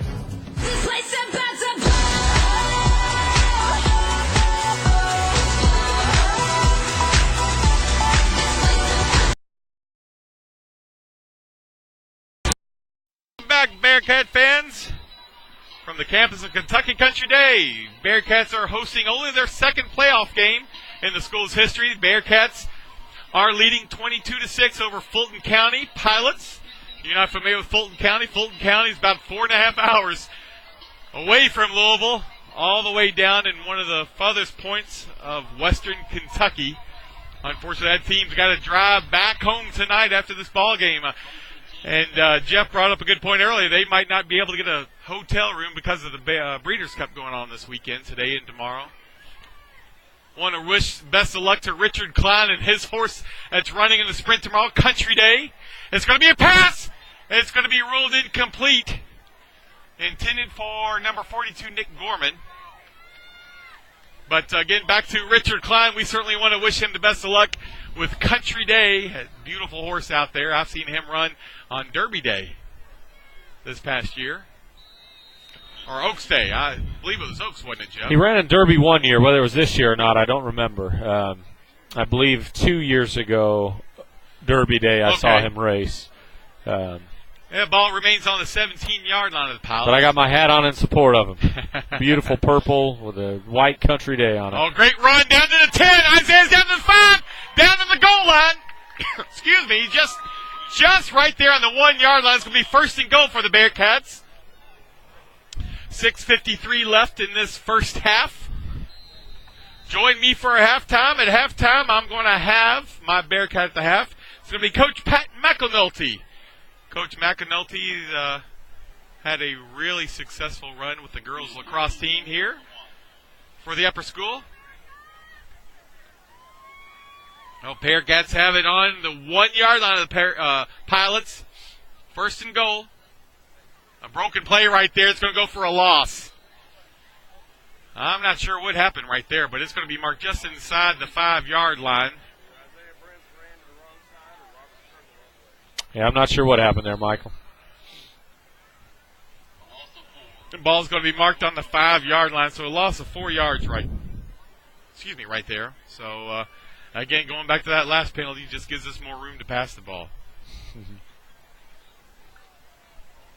But with the success that Isaiah's had tonight, he could run that easily without any problem. So, got 2 wideouts, Khalil Wilson, Jordan Duff to the opposite side.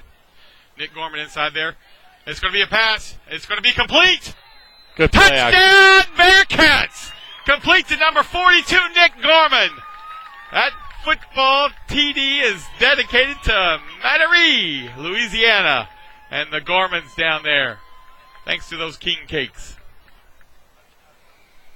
I wasn't sure if Nick was able to catch it because he was already down on one knee when he caught that ball, Jeff.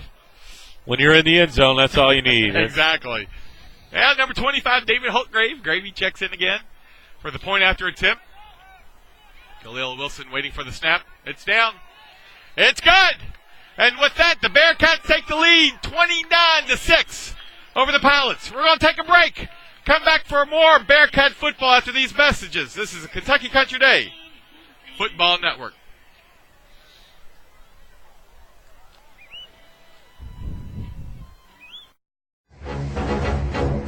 You're watching a live broadcast on IHI by 852 FX. Be ready, fall in, game on.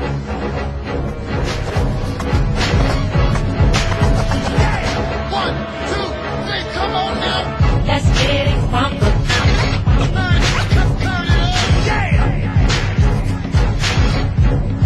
852 FX. Be ready, fall in, game on.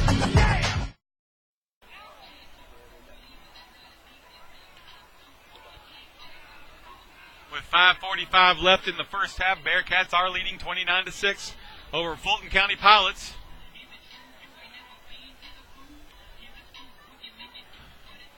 Bearcats have done a nice job on the last 3 series getting that ball into the end zone. Or actually, last 4, they've scored 4 times in a row, correct? Yeah, that's right. Well, we had our first touchdown, and then they returned that 99.9 yard. Right. And then we've scored 3 straight touchdowns from there. But after that first series, every time we've touched the ball, we've scored a touchdown. Yeah. Including a 2-point conversion that Khalil Wilson was able to punch into the end zone. David's in to kick. Little pooch kick right there down to the 28-yard line. Number 5, Jamal Crumble has that ball. He's still running out to the 48-yard line. What's Joey doing? Flag on the play. I'm not sure. You got number 32, Keith Miller, and number 34, Joey Ball back out there.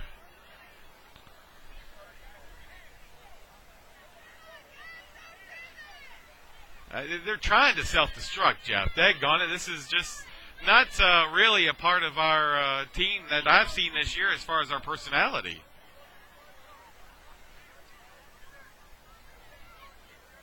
That's going to be unsportsmanlike conduct against the Bearcat. So it's going to put the ball all the way down to the 35-yard line of the Bearcats. So really, Pilots are on the right side and the wrong side for the Bearcats. But hate to see a cheap touchdown right here before the end of the first half.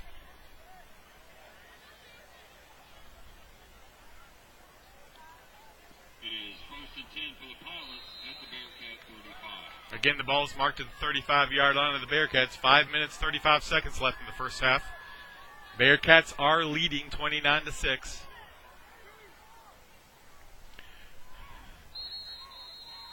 Another flag on the play. I tell you, these officials are getting a workout with their flags tonight. Yeah. That's going to be false start against the Pilots.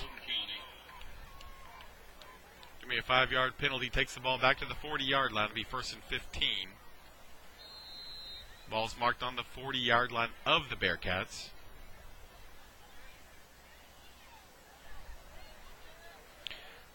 Number 13, Damian Roach, is their freshman quarterback.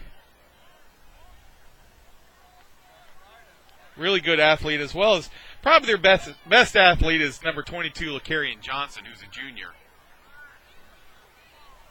Nice tackle right there. Who was that, Jeff, that made that tackle?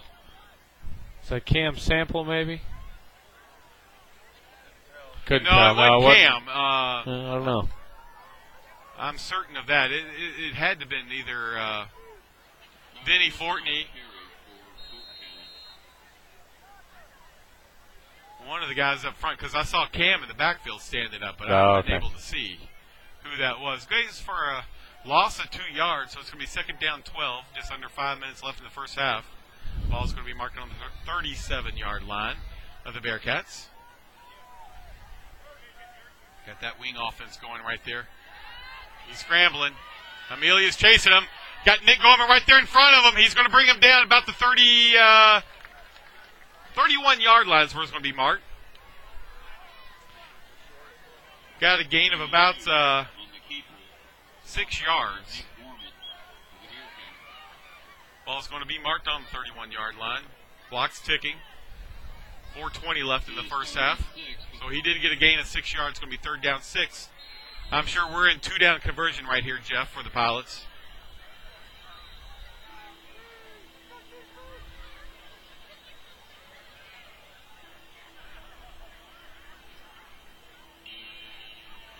Again, they're out in that spread offense. They do the wing every now and then, or the I formation every now and then, but we haven't seen too much of that tonight. It's going to be a run. He doesn't have much to go, but he's really scrambling. Oh, what a tackle right there. Number 42, Nick Gorman, takes him all the way back to the 43-yard line. The Montrell Pierce right there carrying that ball. He couldn't scramble away. Pretty quick young man, but he just couldn't get away from Nick Gorman. Yeah, he tried to do a little too much right there. Sometimes you got to cut your losses. The ball is going to be marked on the 43-yard line. It's going to be 4th and 22. They are going to go for it. They're on the Bearcat side.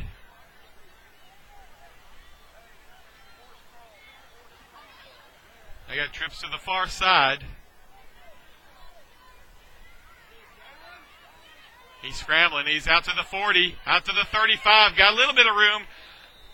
But he's going to be forced out of bounds by number 54, Cam Sample, and that's going to make the Bearcats take over the ball on downs.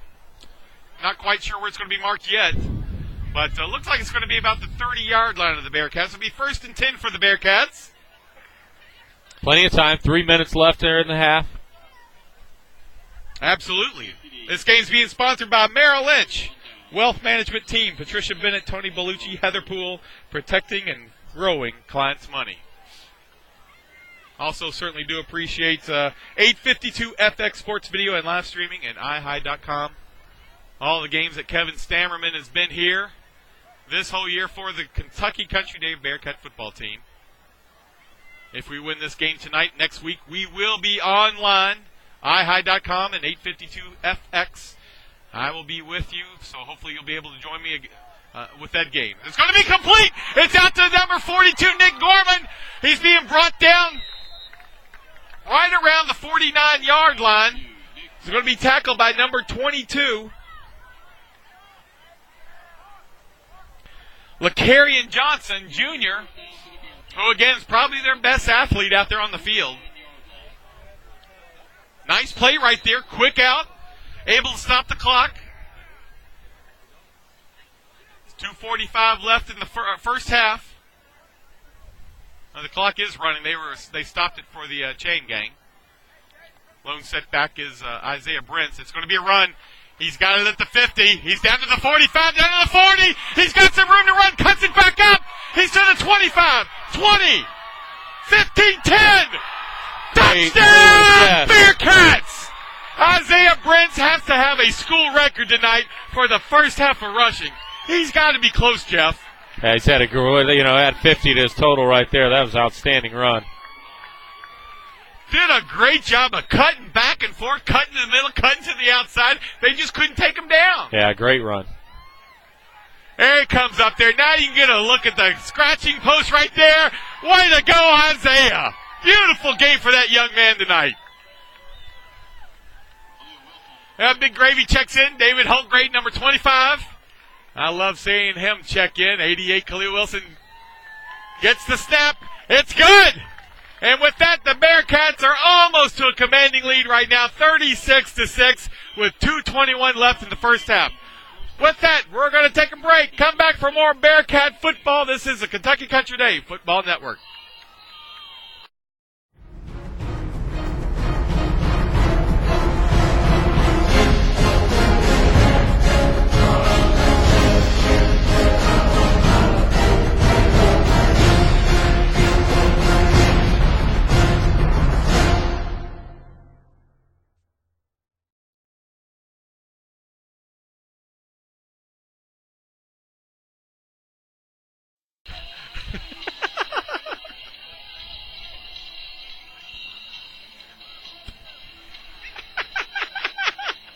Don't give me that New York personality. Welcome back, Bearcat fans. I'm getting harassed by Coach Sullivan, Coach Mayoni. They're not taking care of the old voice of the Bearcats right now. I just wanted a simple answer. I had a simple question. I just wanted to know how many yards that Isaiah Brents has run, and I get smart aleck. But that's the kind of personality they have up in New York City. But Isaiah is playing the game of his life. Kickoff's going to be forced out of bounds, kicked out of bounds by David Holtgrave. That's going to mark the ball on the 35-yard line. It'll be 1st and 10 for the Pilots on their own 35. 2:21 left in the first half. Bearcats are leading 36-6. Jeff, it's been a fun game watching Isaiah tonight. It has been fun to watch Isaiah. He's run hard tonight. Boy, he's brought Well, us. And you wonder, this evidently was a part of the game plan. They declined the penalty, so the Bearcats are going to kick off again. Mark's going to check back in. Hopefully keep this one in bounds. A 5-yard penalty. Country Day will re-kick. David Holtgrave and the honor. That just adds his stats a little more. That young man has to, for Fulton County, he needs to back up a little more, because I'm assuming David might boot this one. No, he's going to kick it straight down the field. It's going to be picked up right there at the 18-yard line of the Pilots. Marcus Fulton slows him down a little, but he's still running. He's out to the 50. He can't be stopped right now. Keith Miller's out there, last one, and it's going to be a touchdown. Inexcusable right there, Jeff. 2 home runs in the first half against the Bearcats. This is real disappointing with the special teams here. I'm sure Coach Green isn't too happy about this.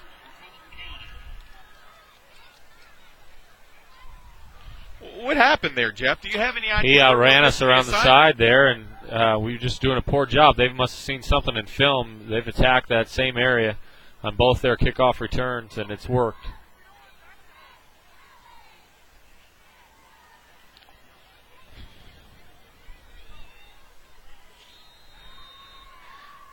Well, that's a shame, but to give them something so simple like that, I can see Coach Chris Herrick really really giving the team down there a hard time. And with that, we've got another penalty on the play. That's going to be a legal substitution going against the Pilots. So that'll back the ball up some more because they're not. They don't have a kicking game, so they're going to be trying for a 2-point conversion.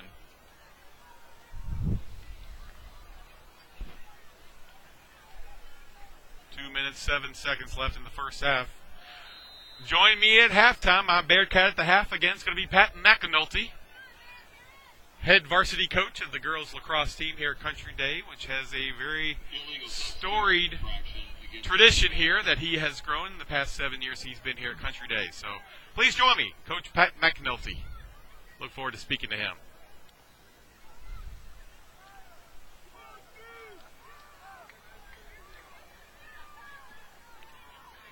Well, 2-point conversion is going to be no good. They tried to run it out there to the far side, but looks like I think that was Khalil Wilson that made that stop out there. Khalil Wilson, great job, and I know number 76, Matt Kircher, senior, was able to stop him as well. Transfer from Trinity his junior year, so he's been here at Country Day, been very productive for this football team for his 2 years here.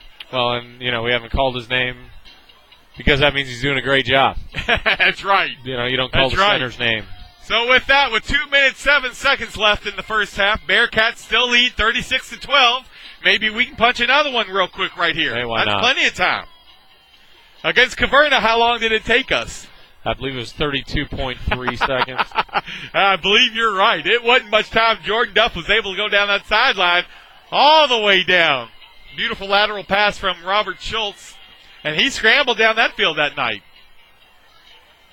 But I got to say, right now, first half, player of the game right now, Jeff, without a doubt, Isaiah Brents. Sure. Yeah, we got a shout-out here. One of Coach Jones's buddies, Thomas Monroe from Grovetown, Georgia, looking for the Bearcats to win their first playoff game ever. And he adds this little shot to me. He says, "Go Dogs, 2-0 versus Purdue in bowl games." What kind of fan base do we have? All I know is they have the ugliest dog in the world, and they named the stinking thing Ugga. So I can't bear to hear any more Georgia fans give us a shout-out, especially since my in-laws went to Georgia. Oh, great return right here. Benton C's got it out there to the 45. He's going to be marked down right around the 49-yard line. Twice. He's really had a great return there. Yeah, some good positive yardage right there. Good job, Benton. Yeah, Benton's taking the place of Jacob Curry, who got injured on a kickoff return a little earlier in the first half. Jacob, I can see him from up here top of the press box. He's sitting down on the bench down there. Not quite sure as far as what his injury was, but he's not checked back into the game since then. Now back to those Purdue-Georgia bowl matchups. I happen to be in attendance at both of those games, and instant classics, both of those. I tell you what, the Boilermakers down in Tampa had them on the ropes, and we let them come back to beat us, and then turned the tides in Orlando a few years later, and Georgia had us beat, and they tried to run a sweep, and the Boilers pick up the fumble, send it in overtime. Oh, boy. Yeah, well. Bitterness. But as I see, it's complete. 88, Khalil Wilson is free. He's down to the 30. Khalil. He's to the 20, to the 10. Touchdown, Bearcats. Beautiful job right there. Again, you just cannot say enough about the balance of this offense this half. Done a terrific job sharing the ball with everybody. Yeah. In land or air, either way, we have been able to score. Great run by Khalil right there. Jordan Duff, a nice job cleaning house. It was. Absolutely. Jordan ran with him the whole way, making sure he could make certain that his buddy Khalil was able to get in that end zone. How long did that take now, Jeff? Just a little over 15 seconds? That's about right. It's been an amazing 40 seconds here. Yes, it has.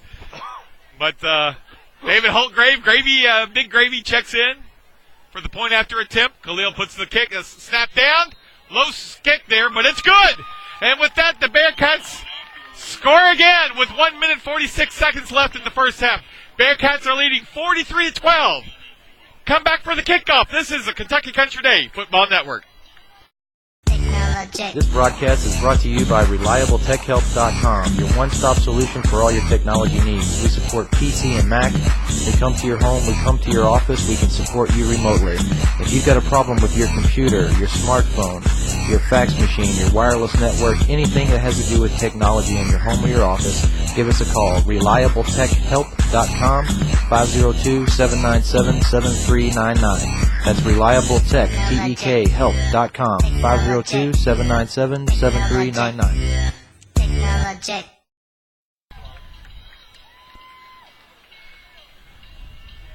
Jeff Holbrook, this has been, you mentioned right before the break, this has been a very interesting last couple of minutes, and you're right about that, or even less than that. Caverna, I'm really dating myself with my memory, but with Fulton County only being able to score, not from offense, but from special teams, and we've been able to move that ball fairly easily. Every time we've touched it tonight, it's been our possession. We have scored, with the exception of the first time we got the ball from the initial kickoff at the start of the game. Well, if they score this time, we're in big trouble. They only had 10 guys on the field. Well, it's going to be a pooch kick again. It's going to be down by number 51 of Fulton County. 51's Devontae Smith, who's a senior for Fulton County, the Pilots.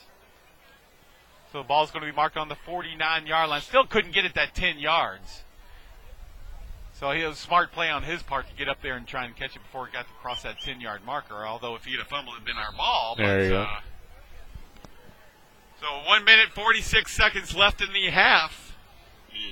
Fulton County will take over on the Bearcat 49-yard line.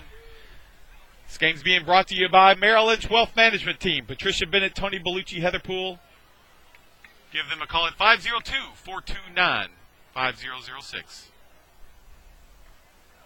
Freshman quarterback hands it off.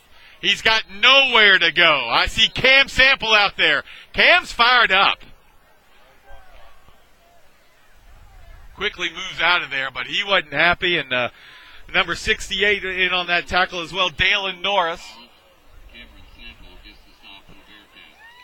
But they're going to credit Cam with that tackle. So a gain of about not even a yard. So we're going to call it a yard, but it's going to be marked on the 49-yard line. It'll be second and 9 for the Pilots. Clock's running. Just a little over a minute left in the first half. Again, join me at halftime. My Bearcat at the half is going to be the head coach of the girls lacrosse team, Pat McAnulty. So, and look forward to speaking to him. Chris Bryce, our president of the Booster Cub, reigning president, lifetime president maybe, who does a great job with the Booster Club. Does a lot. The Bryce do a lot of work here. Beautiful pass all the way down. It's going to be incomplete, but there's going to be a flag on the play. I'm not certain about that, Jeff. Was that ball catchable? Well, yeah, I believe it was. I think that. I thought it was going to be out of bounds, though. Jordan came back. He just made too much contact, I believe. Well, if it is, yeah, it is against number 23, Jordan Duff. So that.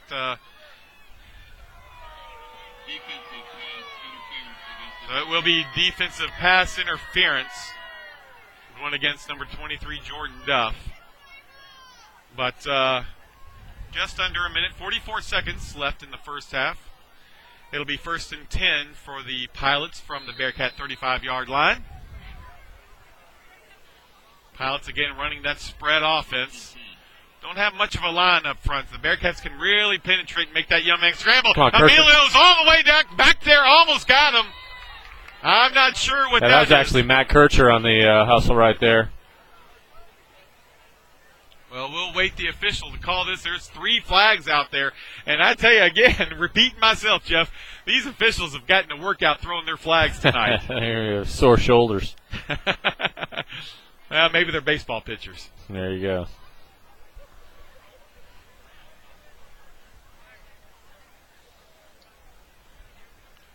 Well, as we await the official call, we certainly do appreciate 852FX Sports Video and live streaming and iHigh.com for bringing us this game. So it is going to go against the Pilots. It'll be a loss of down, so that'll be 2nd and 15 as the ball's marked on the 48-yard line. It's a legal receiver against the Pilots. So it's a 5-yard penalty plus a loss of down. Or, 10-yard penalty.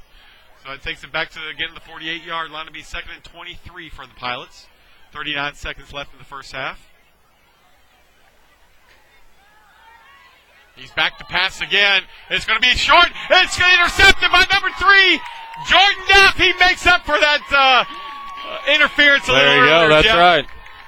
That'll work. Well, with 32 seconds left in the half, Bearcats will take over. Ball be marked on the 27-yard line. 1st and 10 Bearcats. Just enough time for another score, I believe. That's right. Exactly. Again, we want to give a shout-out to Verizon 4G LTE Internet Hotspot. Certainly do appreciate them. If they hadn't allowed us to use this, we wouldn't be able to bring this game live streaming. So certainly do appreciate that. They are not a sponsor, but they certainly do help us out. That is the product that Kevin Stammerman with iHigh.com uses to allow us to bring these games live streaming over the internet. Well, the Bearcats check in again on offense. Roberts back in the shotgun position. Lone setback is number 4, Isaiah. Roberts scrambles out to the side. It's going to be a pass down the field, down to Jordan Duff. It's complete. He's right there, right around the 50-yard line. It's going to be 1st and 10 for the Bearcats. Beautiful 20, looks like about a 23-yard pass there. This game's being sponsored by Patricia Bennett and Merrill Lynch Wealth Management Team. 502-429-5006.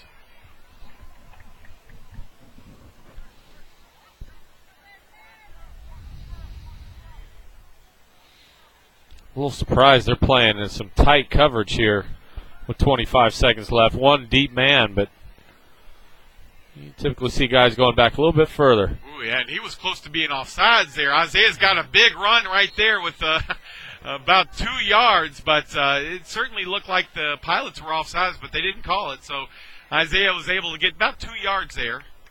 I gave you the wrong number earlier. 502-329-5006. Patricia Bennett, Wealth Management, Merrill Lynch, sponsoring this game tonight, bringing us Bearcat football. That's the end of the first half. Jeff, nice first half right there. Yeah, we'll take that. Just a beast out there. Absolutely. Well, with that, the score is 43-12. Bearcats are leading.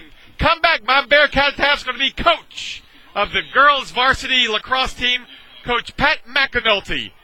This is Kentucky Country Day Football Network.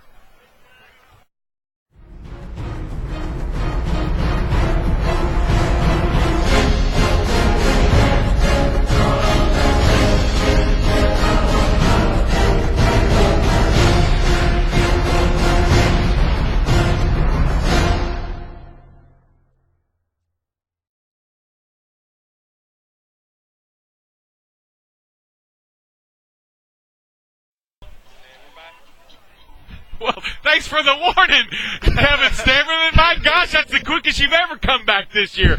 Jeez Louise. Well, welcome back, folks. This is Michael Bennett coming to you from the campus of Kentucky Country Day in Louisville, Kentucky. And my Bearcat at the half this week is Coach Pat McAnulty. Pat, certainly do appreciate you being here this week. Yeah, great having you here. Thanks. Well, I've been told a few things about you briefly. I know we've known each other for a few years now, since my boys have been here for some time now. But been here 8 years now, trying to build this program up. We've had a lot of success, so it's pretty exciting. You have had a lot of success, and congratulations, Chris Price, who is our president of the Booster Club, told me that you are the Coach of the Year for Kentucky Country Day 2010-2011. I was very honored to receive that. It was very nice. Yeah, congratulations. Thank you. We had a runner-up finish last year. Lost in the state final in overtime. Great game. It was our 6th straight state final appearance that we've been to, so that was pretty awesome. Been consistent. That's been a mark of a good program, I think. Won 2 titles over that time, so pretty exciting. Well, that's right, because you've been head coach for how long now? Since 2005, so I guess last year was my 7th year. Exactly. 6th year. Yeah. Exactly. Yes. No, 7th year. I'm sorry. This is your 7th year. Yeah. So, but with that, when you came here, kind of tell us where the program was at that time. Lacrosse was just kind of starting around town. We had a program, but there wasn't a whole lot of stability, I guess you could say, and they had a coach who got pregnant the year before. There were a lot of people before me who did a lot of Not great because things. of you, I hope. No.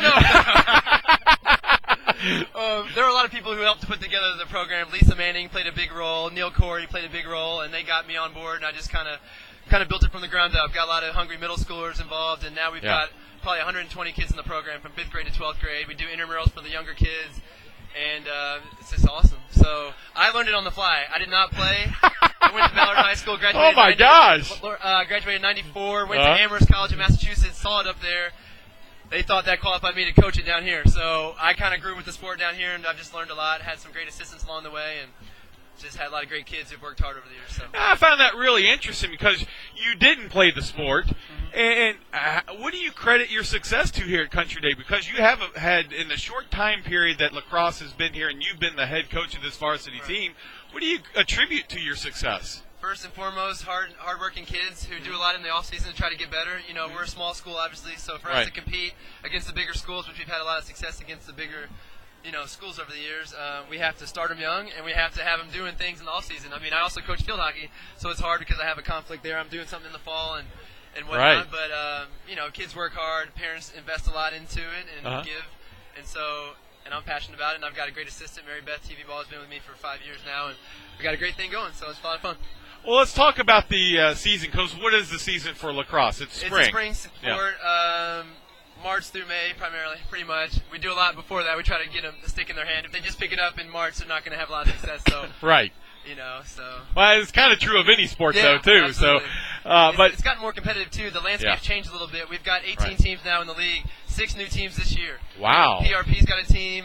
Great. North Oldham has a team. Atherton has a team. Seneca has a team. Mount Notre Dame out of Northern Kentucky has a team. Lexington has a team, so it's growing. Field hockey is just a Louisville thing, but lacrosse is growing around the whole state, so it's pretty exciting. Yeah, because lacrosse has been around for years up in the Northeast. Oh, yeah. It's trickling slowly west. So, yes, it is, yeah. But now let's talk about the 2012 season. What's kind of the outlook? What are you hoping? What are your goals this year? Well, our expectations never waver. We always want to get that state title, and we're going to try hard to do it. There's a lot of other good teams around. Collegiate's going to have a very good team. Sacred Heart's got a good team. Ballard's got a good program, so is Manual. But I think we can do well with what we have. We lost eight seniors last year, 6 starters. Oh, wow. And some great players. But we have a lot of young ones that are hungry, and we got a couple great seniors. To name a couple, Andrea Wambaugh and Caroline Flowers are phenomenal, and they should lead us. And we're hungry, we're passionate, and I think we'll do fine. So. Well, I hope so. I tell you, it's fun to see so many sports that are becoming so successful in such a small school. Yeah. And you see the football team out here. I know the hockey team has been very successful over the years. Right. And lacrosse now is doing well. And I had Coach Booker out here, who's the head varsity basketball coach here. And he's looking to a great season as well. So congratulations on the success that you're having in such a short time period that you've been here. It's amazing to see how someone can come in so quickly and make such an impact. And you got to credit all to the coach right there. It takes a lot of people. If you don't have kids willing to work hard, if you don't have parents willing to, pay for some extra training or whatever, then you can't get anywhere. But it's pretty exciting because we do have probably the most amount of kids, maybe arguably for one sport in the school. How many kids are on the team? About 110 from 5th grade to 12th grade. And how many are on the varsity team? 20 on varsity. We haven't had tryouts yet, but we're cap about 22, hopefully. Wow. I might have upwards of 26, 27, hoping to be there, but I can't. We have a number crunch. Everybody can't. Yeah. Some people have to play tennis and softball and track, too. Yeah. Well, we like baseball, but that's not a girl sport. You got softball over here. So. But now tell us, as far as the age that you've got on the varsity team, are you a young team, or are you kind of varied amongst the different ages? We do have a big mix.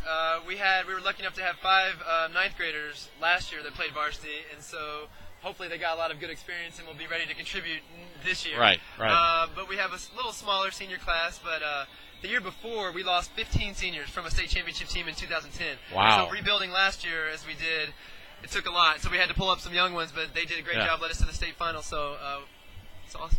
Will any of your games be brought on ihigh.com? Yeah, we'll do a couple for sure. Absolutely. Good. Well, tell us about a lot of the seniors that you lost last year. Where are they today?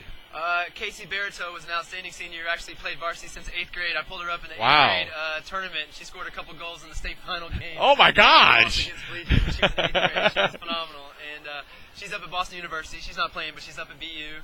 Yeah. Mackenzie Lyles was a phenomenal defender that we had. She's down in Vanderbilt. She's playing club down there. Yeah. And so, and some others. But those were two superstars there. Yeah, tell a little bit about your background, because you're originally from Louisville, correct? Born and raised. I went to Wilder Elementary, Cameron Middle School, and Ballard High School. I played basketball and tennis growing up mainly. So lacrosse I just picked up over time, and then field hockey. My sister played field hockey, so I learned that from her sort of. And just got involved. Now I'm just some random guy who coaches girls sports. Okay. So you're a single guy, not married, don't have a single guy. I got no time for that. Be able to build this program. Yeah, a lot of but truth to to that. Suitors, I like that. We can hook you up. I try at least. I don't know.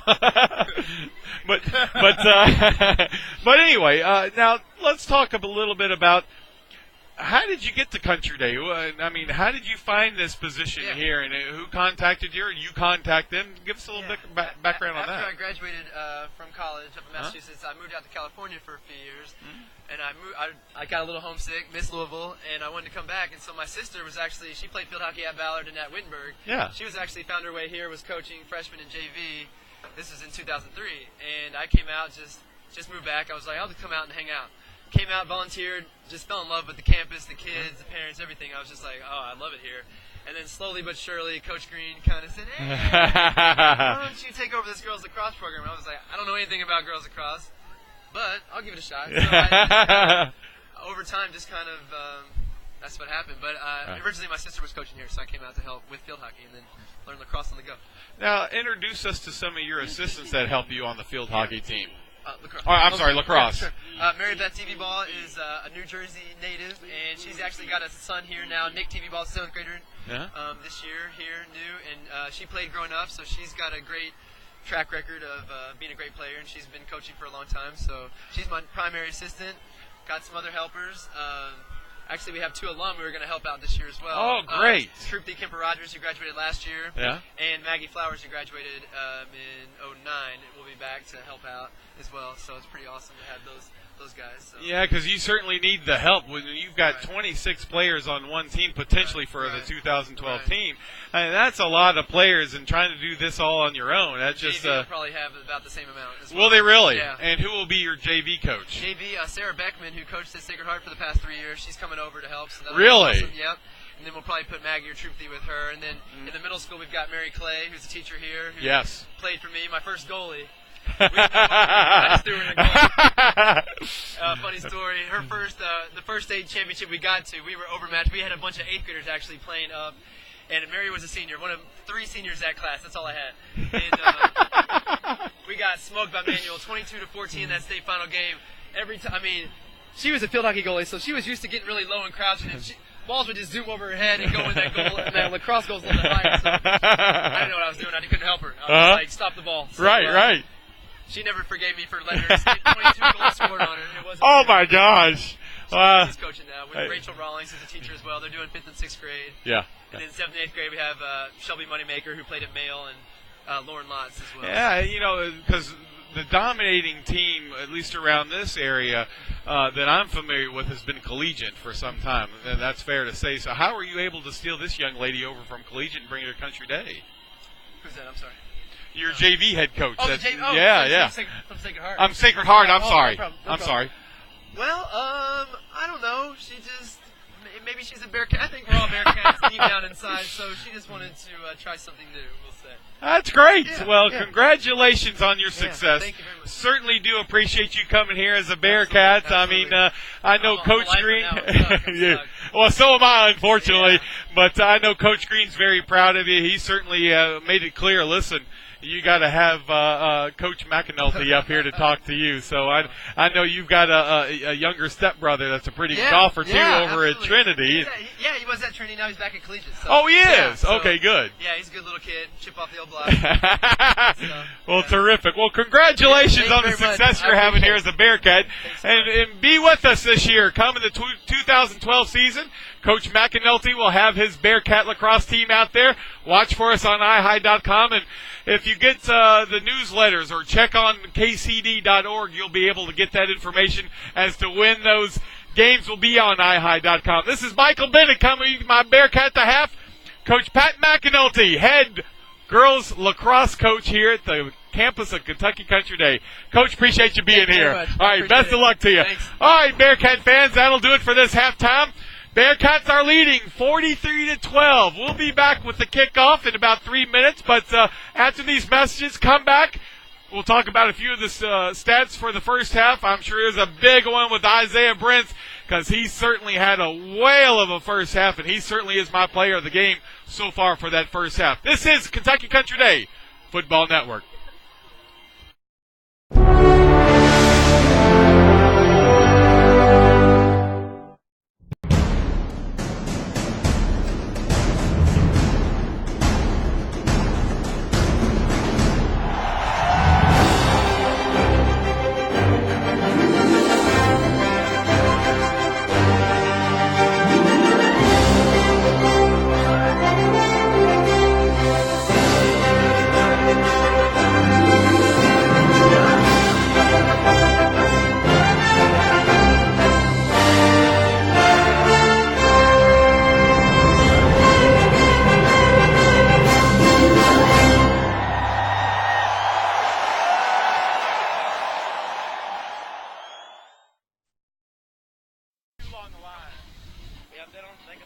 Hey, Bearcat fans, we've got some great statistics to show to you here today.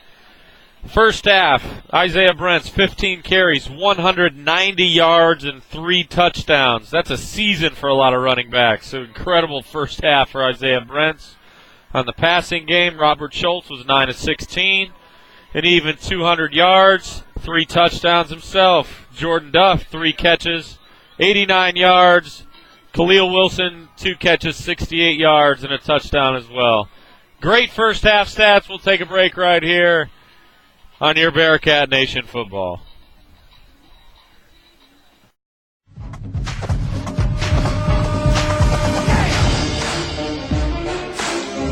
Here come the Bearcats.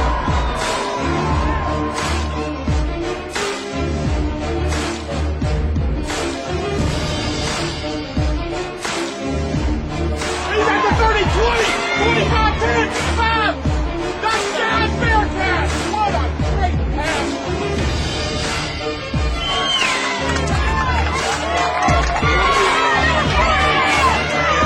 You down the 5. Touchdown, Bearcats! Oh,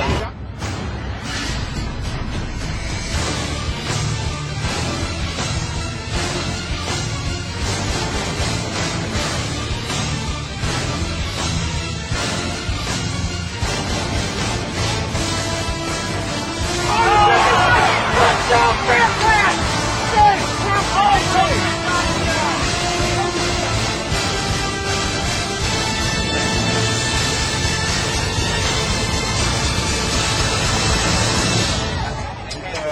Run out there and hopefully pass completion.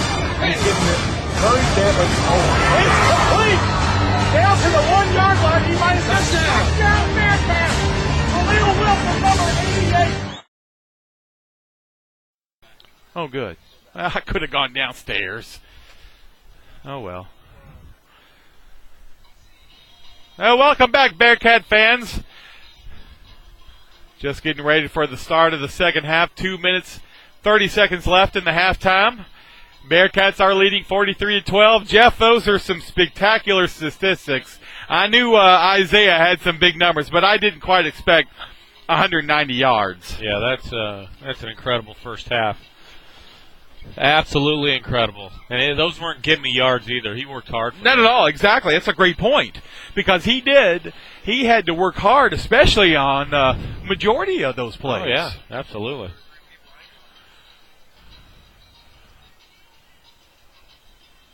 Well, it'll be interesting to see how we come out this second half. Only mistake I can see is that we've given up 2 home runs on kickoffs, and sure. I could definitely see Coach Herrick down there on the sidelines, who's the special teams coach, really giving the team a hard way to go, that we got to do better than this. And, I talked to Coach Jones for just a second, and we just can't stop that kickoff return. We're not doing a good job tonight. We're not covering it well. We're not kicking it well. It's a combination of everything, not just one person, but several different factors. Yeah, that's right. There's a combination of slippery turf and poor mechanics resulted in a few of those guys slipping and falling, but it's not an excuse. Not at all. Well, the Bearcats are getting ready to start this kickoff for the second half. 1 minute left in the halftime. Hopefully give them a little pep talk, too, and keep the teams from having the little bit of a dysfunction on the character side. Hopefully we can keep our tempers down. So we'll see what comes out. The Bearcats will be kicking off to the Pilots of Fulton County. Jeff, what did you see that was positive on the first half? Well, our running game, extremely positive. We blocked well, and Isaiah ran extremely well. So that was nice to see. We also overcame that first drive jitters, first drive woes that we put out there, right. And really took it to them defensively. Take away that first drive where they put it down inside the 10-yard line. They didn't have too many yards after that first effort on their path. So those are some positive things that hopefully we can build on here going into the second half. What do you think we'll see here this second half? Hopefully some more Isaiah Brents. Well, if he does it again, it'll be a 380-yard game for him. It's got to be a record for the first half. Yeah, of 190 yards impressive here at for the Bearcat football team. Well, what do you think Coach Herrick's going to do with this kick? Is he going to go deep?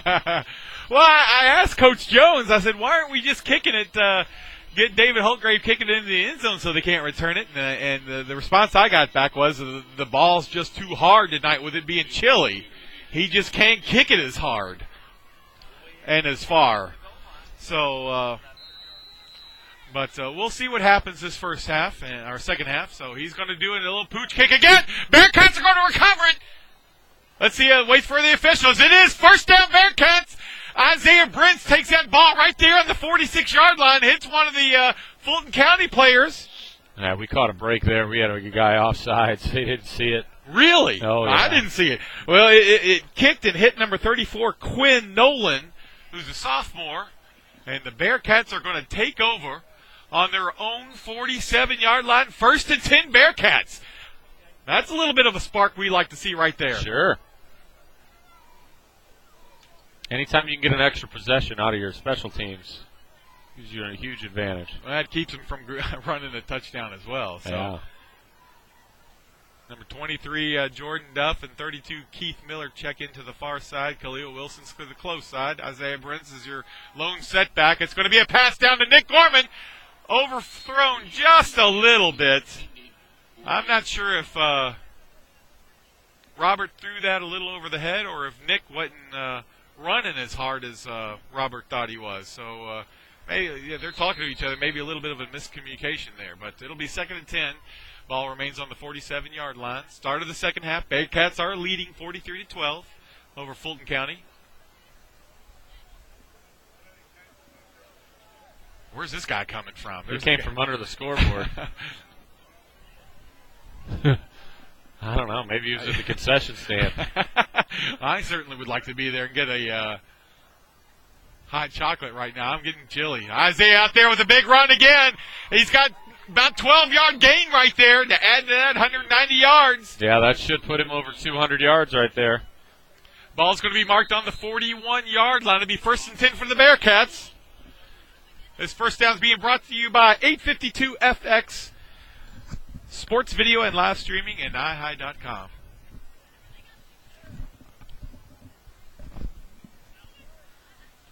It is first and 10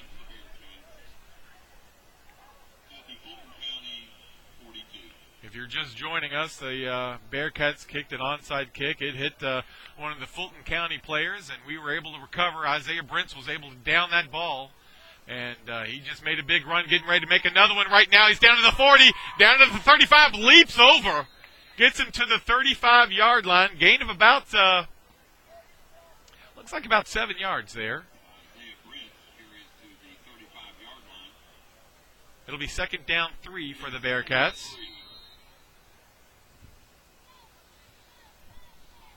Robert runs all the way over to the sidelines, talk with Coach Riscotti, see what kind of play they're going to be running here. Next, as we've got the ball on the 35-yard line of the Pilots. Just started the second half, 10 minutes, 30 seconds left in the third quarter. It's going to be a pass down there to number 88, Khalil Wilson. It's caught down to the 5. Touchdown, Bearcats! Beautiful pass to number 88. He had to slow down just a tad, but Khalil had cleared that defender enough that it wasn't an issue at all. That puts Khalil Wilson over 100 yards receiving for the game. His second touchdown, plus the 2-point conversion. He's had quite the productive night. Absolutely. Khalil absolutely is my number 2 favorite player on the team. Number 1, of course, number 74, my son Max Bennett, but as my wife constantly reminds me. So but, once again, you're not biased. Absolutely not. It's good. Number 25, Mark Holtgrave, puts it in, and now that is the lead, or Bearcats have the lead 50-12 over Fulton County. With that, we're going to take a break. This is the Kentucky Country Day Football Network. You're watching a live broadcast on IHA by 852 FX. Be ready, ball in, game on.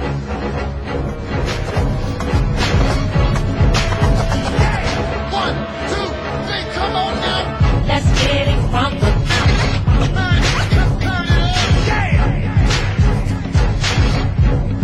852 FX. Be ready, ball in, game on. Welcome back, Bearcat Nation. This is Michael Bennett. Alongside me, Jeff Holbrook. Jeff, nice to see them come out here and just take control of this game the second half again. So I'm a little hesitant. Our good friend Coach Sullivan told us a statistic that there's something significant about the score. Would you like to share that? Because I'm too embarrassed to even. Yeah, all right. We have a 50-12 score. The significance of the 50 and the 12, we have 50 states, and 12 of those do not have the death penalty. 38 of them do.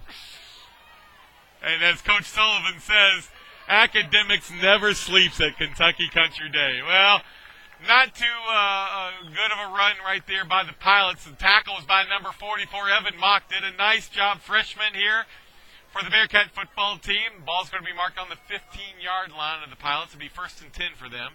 Good job, kickoff team. We needed that. Yes, we did. A little confidence in that Coach group. Herrick needed that, I think, more than anybody There else. you go. But this game's being sponsored by Merrill Lynch Wealth Management Team of Patricia Bennett, Tony Bellucci, Heather Poole. You can reach her at 502-329-5006. Again, that number is 502-329-5006. She is the prettiest financial advisor you'll ever meet. That's bias right there. Yeah, that's right. There. It's going to be a run play. Oh, got a lot of penetration there. Nick does a great job. He fell down to the ground, got right back up, and was able to get in his face and tackle him. That run goes for a loss of about 4 yards. It's going to be marked just outside the 10-yard line, but we'll call it the 11. Be 2nd and 14 for the Pilots. Seems like the Pilots are getting a little tired, Jeff, on both sides of the ball. Yeah, they don't have a whole lot of depth over there on the sidelines, so these guys are, the Bearcats are playing Ironman football as well, but we do have a few more athletes coming in to spare some guys and give them breathers. Well, it's a relatively young team. I see probably more freshmen and sophomore than I do juniors and seniors, so it is freshmen or underclassmen heavy on their side, but very athletic team. They do a nice job of running. Marcus Llewellyn. Marcus Llewellyn. Beautiful job right there. Excuse me, Jeff. Yeah, great play. Sorry, I got excited on that one. No. You're the one who needs to call those out. No, it's hard not to get excited about Marcus Fluellen. That's right. He goes down as one of my favorite players as well. Great senior player, getting some time here on the varsity team. He plays mostly special teams, but and does an incredible job on special teams. Did a nice job right there. Goes for another loss. It goes for a loss of 5 yards, so it's going to be 3rd down, 19. Ball's going to be placed on the 6-yard line with 8 minutes, 40 seconds left in the 3rd quarter. He's back to pass. You can see he had not much of a strong arm there. He can't really throw it upfield. He's going to be forced down by 54 Cam Sample and looks like 23 Jordan Duff. Am I right, Jeff? Yeah, that's right. He finished him off. Dalen Norris coming up a little limp right there. Well, hopefully if we are able to get one more touchdown, we can set some of these players down to rest. Oh, we got a whole bunch of them checking in right now. You can see Travis Abrams, 81, 44. Evan Mock, number 58. Or is it Peter McKay, I believe. Peter McKay, yeah. They've got him marked down as 57, but he is 58, Peter McKay. And good to see those young men in here for the punt. Khalil's back to catch it. He's got it to 49. He's out to the 40. Down to the 35. Scrambles a little more down to the 27-yard line. Shaking up player on the play there for the Pilots, number 34, Quinn Nolan, who's a sophomore. Looked like he's going to be able to shake it off and run off the field, but it's going to be 1st and 10 for the Bearcats. Again, this game's being sponsored by Merrill Lynch Wealth Management, team of Patricia Bennett, Tony Bellucci, and Heather Poole. Give them a call at 502-329-5006. How about any shout-outs, Jeff? Well, I'm just taking a look. I had my phone in my pocket.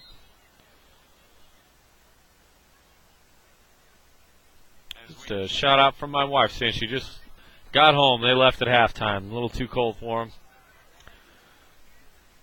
Well, it is chilly. It's got to be around 45 degrees now. It's up in the 50s, low 50s at the start of the game. Oh, good run. But Khalil's got it down. Isaiah, thank you. Down to the 15-yard line. Looks like it's going to be placed on the 14-yard line. More yards for that young man tonight who's just having an incredible game.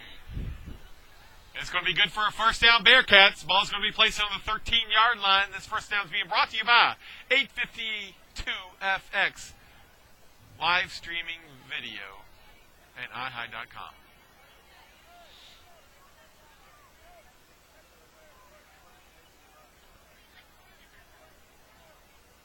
Roberts out the pass. It's complete to Jordan Duff, number 23. He's going down to the goal line. Touchdown, Bearcats! That's going to make it 56-12. I think the boys can start almost resting right now, Jeff. Forget the stats, forget the coaching. Come on, we can set these players down ready for the next ball game next week down in Mayfield. That'll put Jordan Duff above 100 yards for the game. 2 touchdowns as well.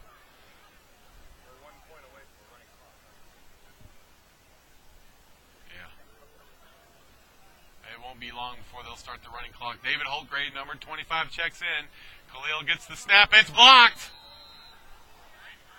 Got a lot of penetration there. Flag goes down. I don't see any tempers flaring up there, so I'm not quite sure unless it was offsides for Fulton County. And that might be what it is because the Bearcats kicking team staying on the field, Jeff. We'll wait the official signal, but hate to assume, but hopefully that's the case because they got a lot of penetration there. The line wasn't able to block, and the reason might be because they were coming off sides.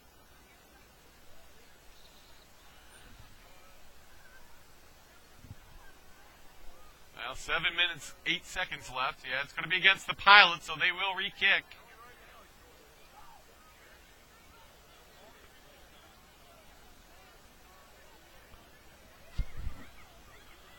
So we're waiting for them to mark the ball, unless they're going to keep it at the spot. I'm not sure what they're waiting on, Jeff. I don't know what's going on. This has happened a couple times here.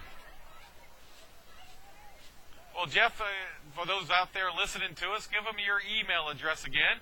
Give us a shout-out. We'd love to hear you listening to us. Jeff.Holbrook@kcd.org.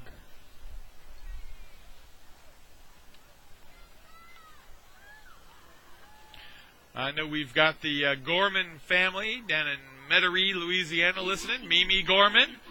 They all get at her house, and the whole family gets together, and Aunts Cheryl and Denise. They were up here last weekend. We both got to meet them. Throw the guy out. Is that number 30 again? Yes. Oh, my gosh. I can hear Coach Sullivan down here, head football golf coach here, yelling, throw him out. And, Jeff, I know you just said the same thing. My gosh, poor guy's had a tough game. That's Tyler Wilson, who's a senior.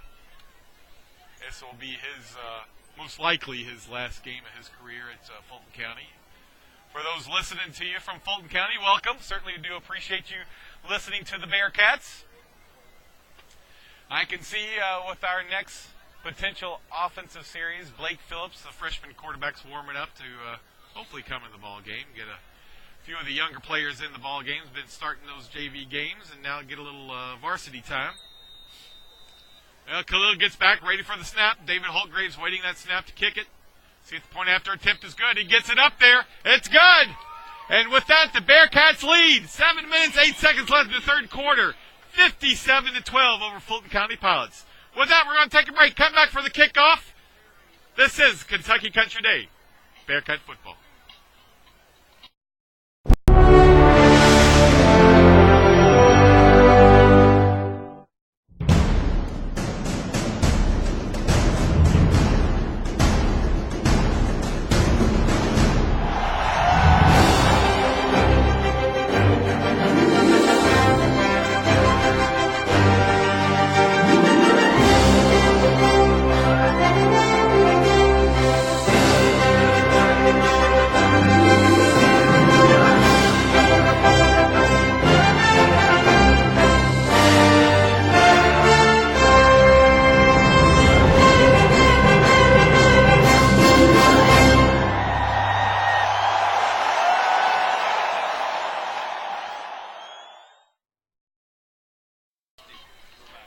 Welcome back, Bearcat Nation. Michael Bennett alongside me, Jeff Holbrook. Bearcats are leading 57-12. Certainly do appreciate you staying along here with us. This game's being sponsored by Merrill Lynch Wealth Management Team of Patricia Bennett, Tony Bellucci, and Heather Poole. Give them a call. Great financial advisors, do a fantastic job. I know I'm biased. 502-329-5006. This ball's going to be kicked onside to number 34 of the Pilots. It's going to be downed right there at the 48-yard line. It'll be 1st and 10 for the Pilots.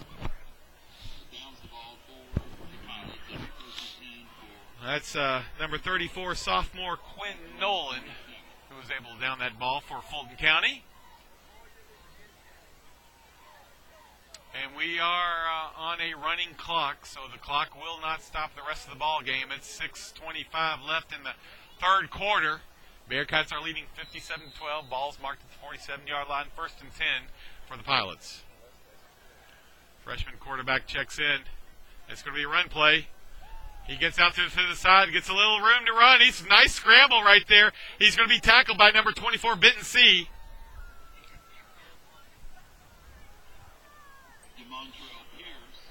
DeMontrell Pierce on that run. Gets a gain of about, looks like 6 yards. So it's going to be 2nd down, 4 yards to go. Clock's running, 5 minutes, 45 seconds left in the third quarter. Number 70, Ben Rice checks out, as well as number 88, Khalil Wilson checks out. Going to be another run play. He's got some room right there. Gets a gain of about 10 yards. He's still moving, but there is a flag on the play. I'm assuming that's kind of in the bounds of a holding penalty right there, Jeff. Yep, that's the call. We'll bring that one back. Oh, illegal block. Okay. Holding is illegal, so that's... A few more freshmen check in with number 82, Jay Green, number 3, Samad Baridi, and was the other one I just missed? Oh, is that August Blocker maybe? 64. No, that's Pappy. Alan Papalia. So it's good to see these young men get some play time out there, give the starting players a rest so they can get prepared for next week's game. Well, that's a big penalty right there. All the way back to the 37, 38-yard line. We'll call it the 37, so it'll be second down and a whole bunch for the Pilots. Costly mistakes there they've made a few times tonight, Jeff, to the advantage of the Bearcats. That's right. So it'll be second down 20. Ball's marked on their own 38-yard line. Young man checks in a little late there for the Pilots.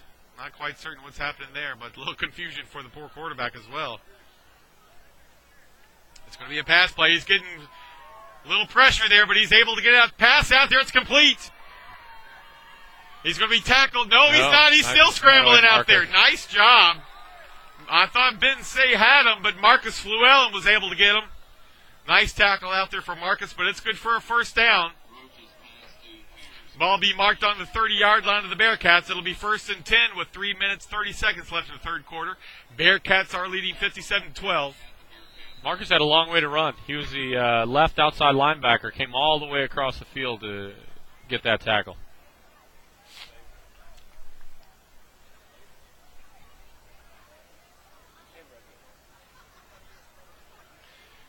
Again, that takes the ball all the way back to the 30-yard line. Pilots a little bit of struggle with that ball right there. I don't know if he was certain where he was going either, but he's going to be forced out of bounds. Benton C. and number 56, Collier Clay. Collier, a junior. Little brother of Miss Clay, who's a 8th grade teacher here at Kentucky Country Day, as well as the JV lacrosse assistant coach.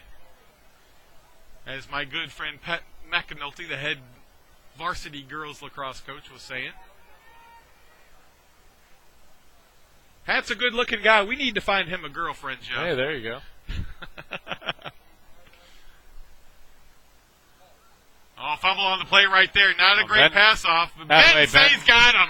Nice job by Benton. That's going to go down for a loss. About a 5-yard. They're probably calling it a 4-yard loss, but Benton C did a great job right there. Yeah, nice play, Benton.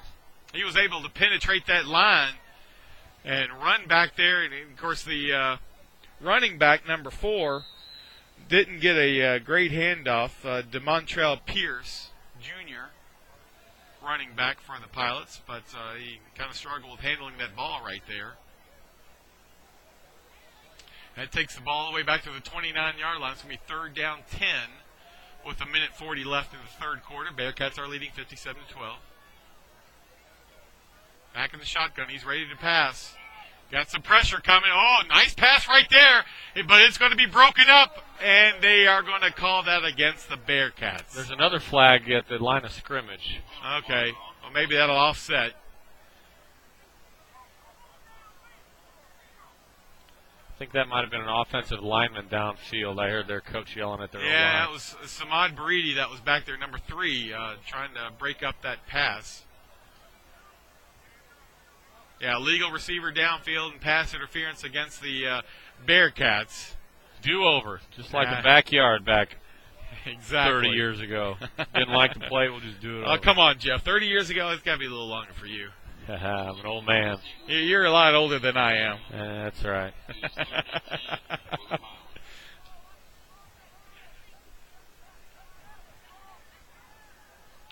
This would probably be the last play of the quarter.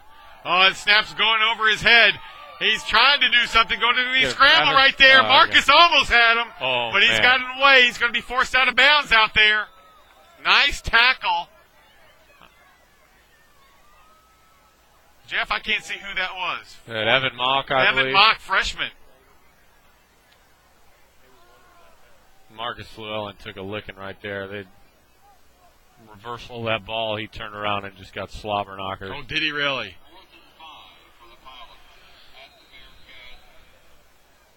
it's going to be 4th down 5, and that's the end of the third quarter. So the ball's marked at the 25-yard line of the Bearcats.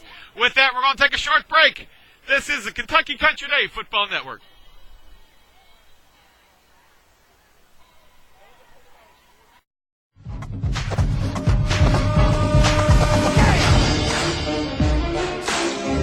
Here come the Bearcats.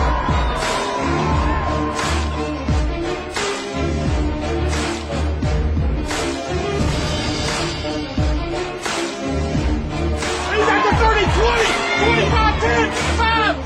Touchdown, Bearcats. What a great pass.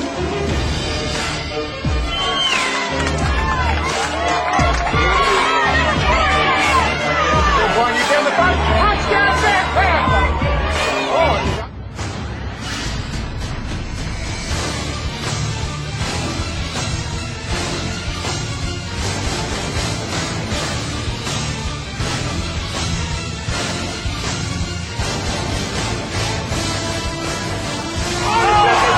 touchdown, Bearcats!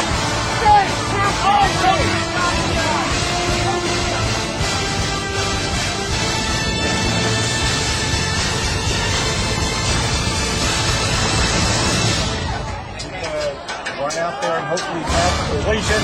He's getting it very deadly. Oh, incomplete! Down to the 1-yard line. He might have missed it. Touchdown, Bearcats! Khalil Wilson, number 88.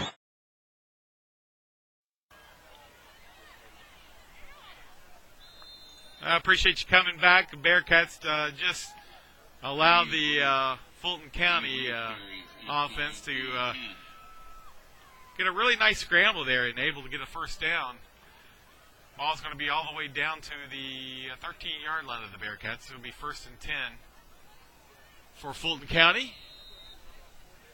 Oh, correction, it's going to be inside the 10. It's going to be on the 8-yard line. So 1st and goal for Fulton County as they're starting to move the ball. Nice pass out there to the side, so he's going to be in there. It's going to be a score for Fulton County. Nice little scramble there for them. Yeah, good run. That's going to make the score 57-18. Not sure if they're going to go for a 2-point conversion or not, but 11 minutes, and the clock has stopped because of the fact that we're now inside that point spread. So we will not be running on the running clock until the Bearcats hopefully score again. Certainly would be nice to end this game a little quicker since it is getting to be an even more chilly night. But Pilots will go for 2.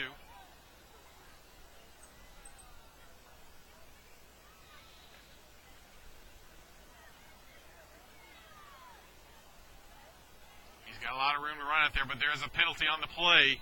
Ball's going to be thrown incomplete.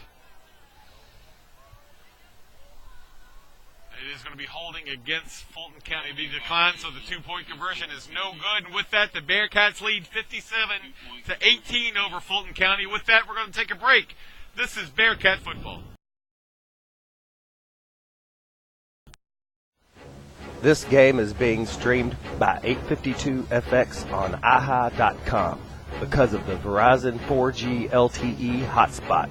Thanks to the Verizon wireless connection, 852FX has streaming services where a landline will not reach. Now, 852FX offers streaming broadcasts as well as edited team videos and player profiles.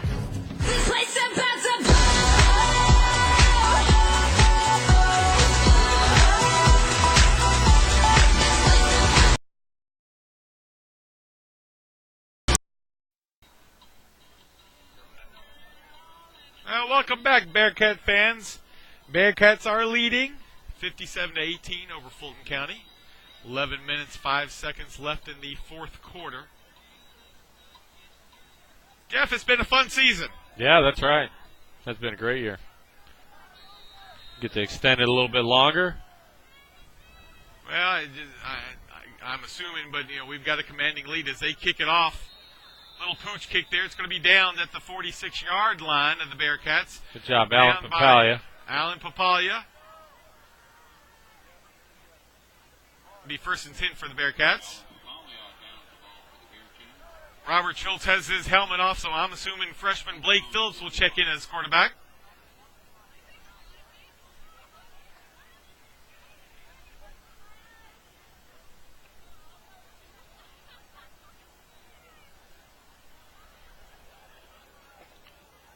Clock is running 10 minutes, 30 seconds, so they have started the clock again. Good.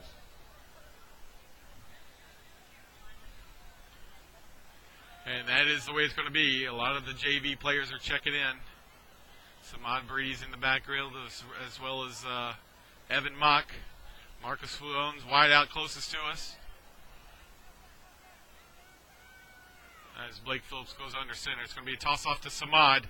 He's out to the 43, 44, out to the 47-yard line. Nice little run there.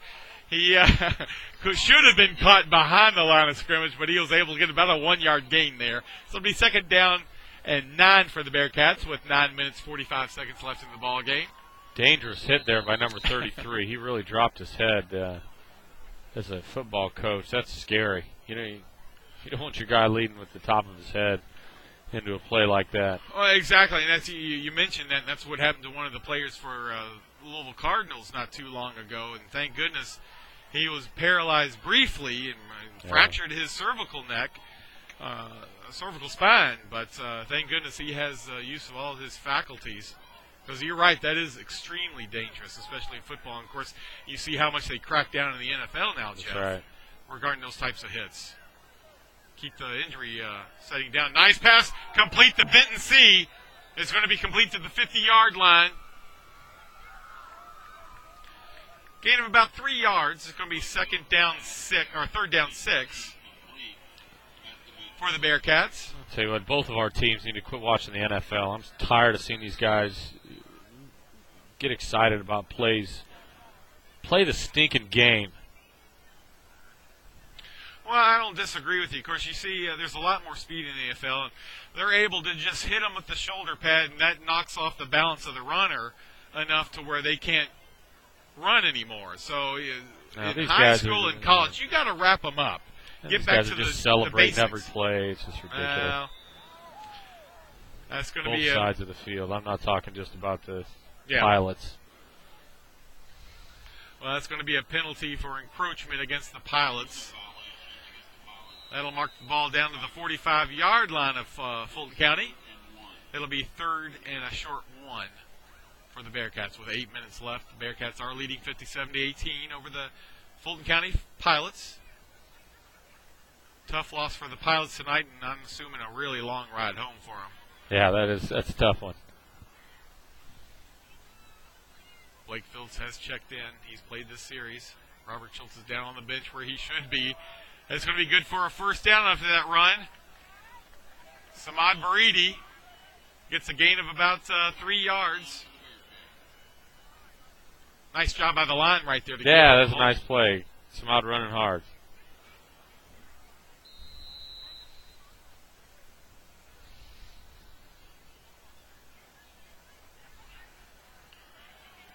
That takes the ball inside the 45, but we'll call it the 44-yard line. It'll be 1st and 10 for the Bearcats.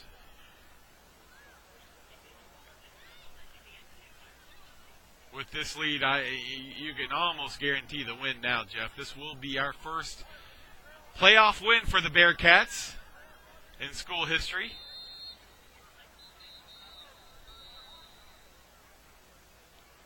Officials calling timeout. It's going to be timeout for the Bearcats. With that, we're going to take a break. Bearcats are leading 57-18. We certainly appreciate you joining us. This is Kentucky Country Day Football Network. You're watching a live broadcast on IHI by 852 FX. Be ready, fall in, game on.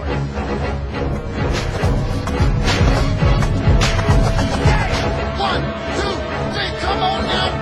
Let's get it from the top.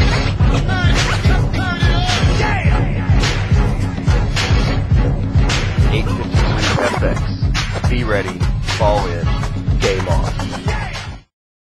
You know? Welcome back, Bearcat fans. Jeff Holbrook and I just standing here and talking. Both of us are going to go see Kentucky play tomorrow. Kentucky's playing at 3:30 kickoff against Ole Miss. University of Louisville's away, playing against West Virginia. A little bit of a bitterness between those two teams right now, Jeff. Yeah, that's all this conference realignment. West Virginia got the bid over the Cardinals. Well, and obviously I went to Kentucky, and nothing against U of L, but West Virginia was the right choice because they do have a lot more of a successful and historic past with football. And, of course, they've got a good basketball coach, love him or hate him.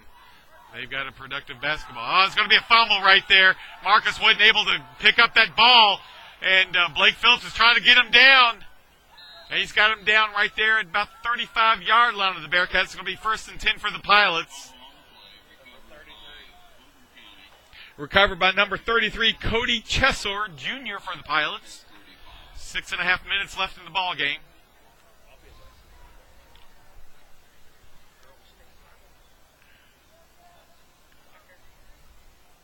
Our cameraman, Kevin Stammerman, will be in Lexington tomorrow. Not for the UK game, but he will be there watching the state finals of the girls' soccer here in Kentucky.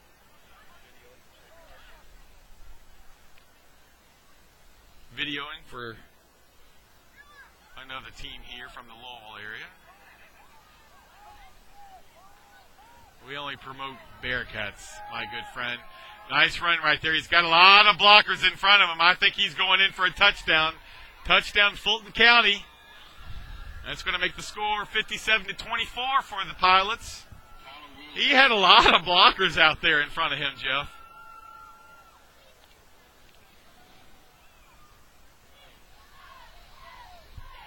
Yes, he did, Michael. I had nothing better than to offer that. So, what do you say? That's okay. You're right. I feel at home. I mean, I talk to myself at home. I answer myself. Nobody else wants to talk to me.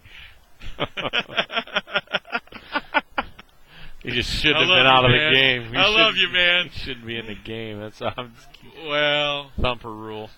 You're right. I think you made the 2-point after attempt is going to be, or the 2-point conversion is going to be good, so it's going to make the score 57-26. But you're right.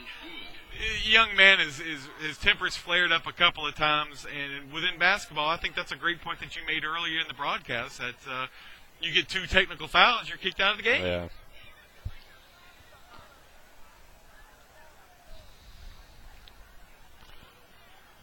All right, let's see if one of these young guys can get a nice return here, have a little fun. Get Benton C back in there returning that football. Or Marcus. One of those 2 guys. I mean, I love seeing Marcus out there. This is his final home game, maybe, here at the on campus here at Country Day. But it would be nice to see him head out with a big score on his own.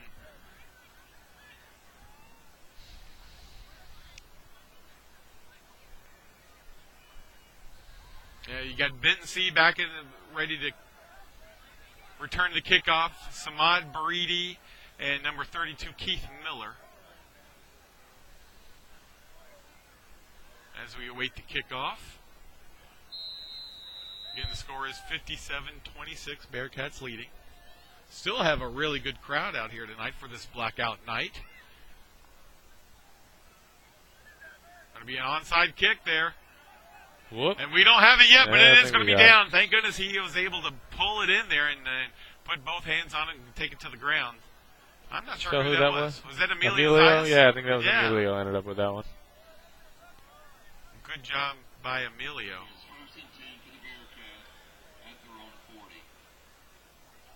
So we'll see another big crowd of young Bearcats out there on the field for this offensive drive here.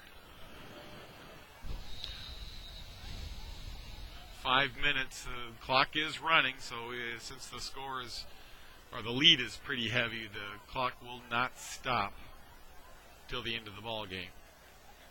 Bearcats will take over on the 40-yard line. It'll be 1st and 10. This game's being sponsored by Merrill Lynch Wealth Management team of Patricia Bennett, Tony Bellucci, 'Heather Poole. Give them a call at 502-329-5006. I'm sorry, Kevin Stammerman, our cameraman, was just telling us something. The score is what?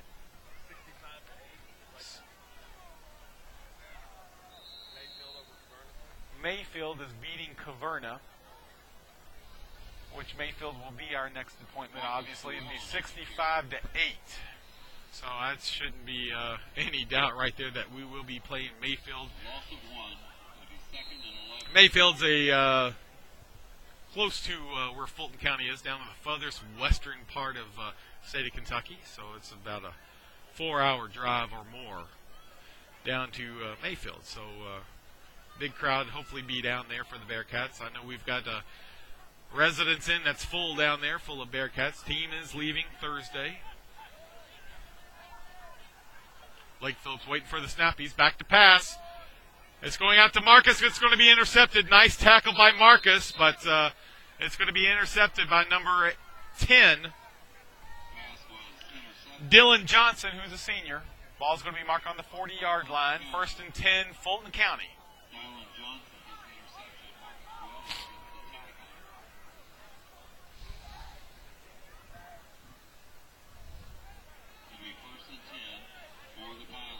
Three minutes left in the ball game. Bearcats have a commanding lead, 57-26.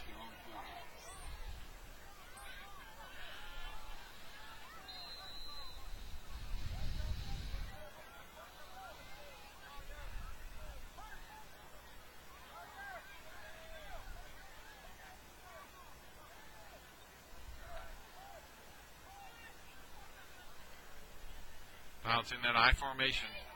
It's going to be a run out there. Oh, great tackle all the way back to the 34-yard line. Who was that, Jim? Alan Papalia and Benton C. together.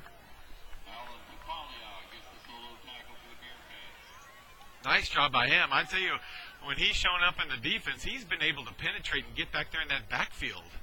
Throw him down for a loss. Yeah, he's a very talented young man. There's a good-looking guy checking into the ball game with 2 minutes left. All right. Number 74, Max Bennett. He's checking in for number 79, Perry Fortney. Also a freshman. It's going to be a pass. It's going to be almost picked off. Almost picked off by number 64. That was Allen. Alan Papalia. Yeah. It's going to be, with that lost play before last, it was a loss of 5, so it's going to be 3rd down 15 now as timeout's called on the field. With that, we're going to take a break. More Bearcat football left. 1 minute, 35 seconds left in the ball game. Bearcats have a commanding lead, 57-26. This is the Kentucky Country Day Football Network. This broadcast is brought to you by ReliableTechHelp.com, your one-stop solution for all your technology needs. We support PC and Mac. We come to your home. We come to your office. We can support you remotely. If you've got a problem with your computer, your smartphone, your fax machine, your wireless network, anything that has to do with technology in your home or your office, give us a call. ReliableTechHelp.com, 502-797-7399. That's ReliableTech, Help.com, 502-797-7399.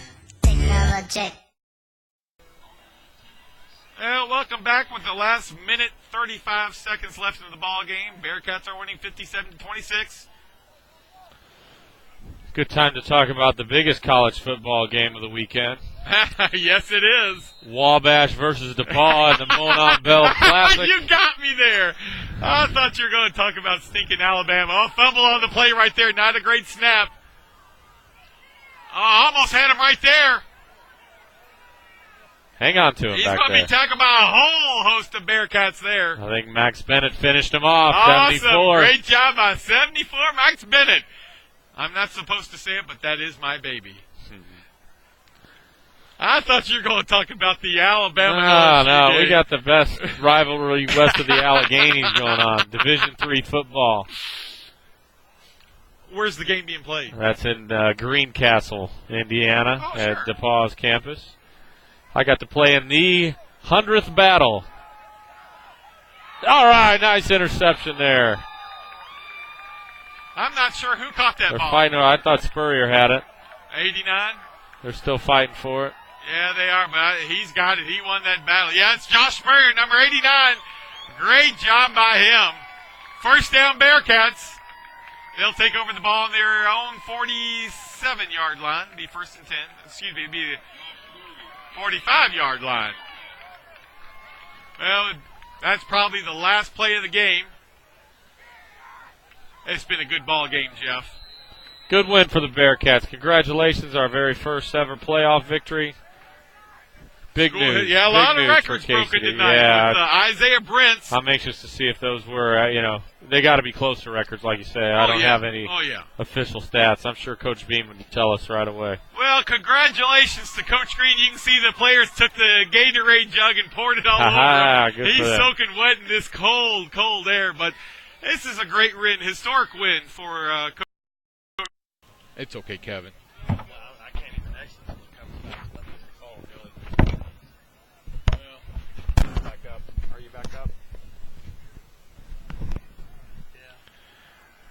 All right, Bearcat fans, I hope you're still out there. Great win tonight.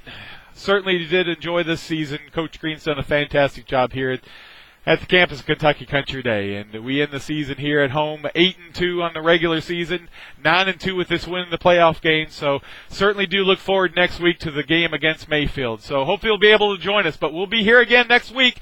We're traveling down, leaving next Thursday, headed down right after practice down to Paducah, Kentucky. And kickoff will be determined this week. Please check on kcd.org to see when that kickoff time will be. I'm assuming it'll probably be around the 7 o'clock time period. It'll be 7 Central, 8 o'clock Eastern, because Mayfield is on Central Time. So, and thank you, Coach Sullivan. Don't forget to turn back your clocks tomorrow night, because it will not be daylight savings time anymore. So we'll get an extra hour of sleep Sunday morning. So certainly do appreciate you coming to us every game this year. Certainly do appreciate all the shout-outs. The coaches have done a fantastic job, and we certainly do appreciate this. Again, score 57 to 12, or 18. Bearcats win.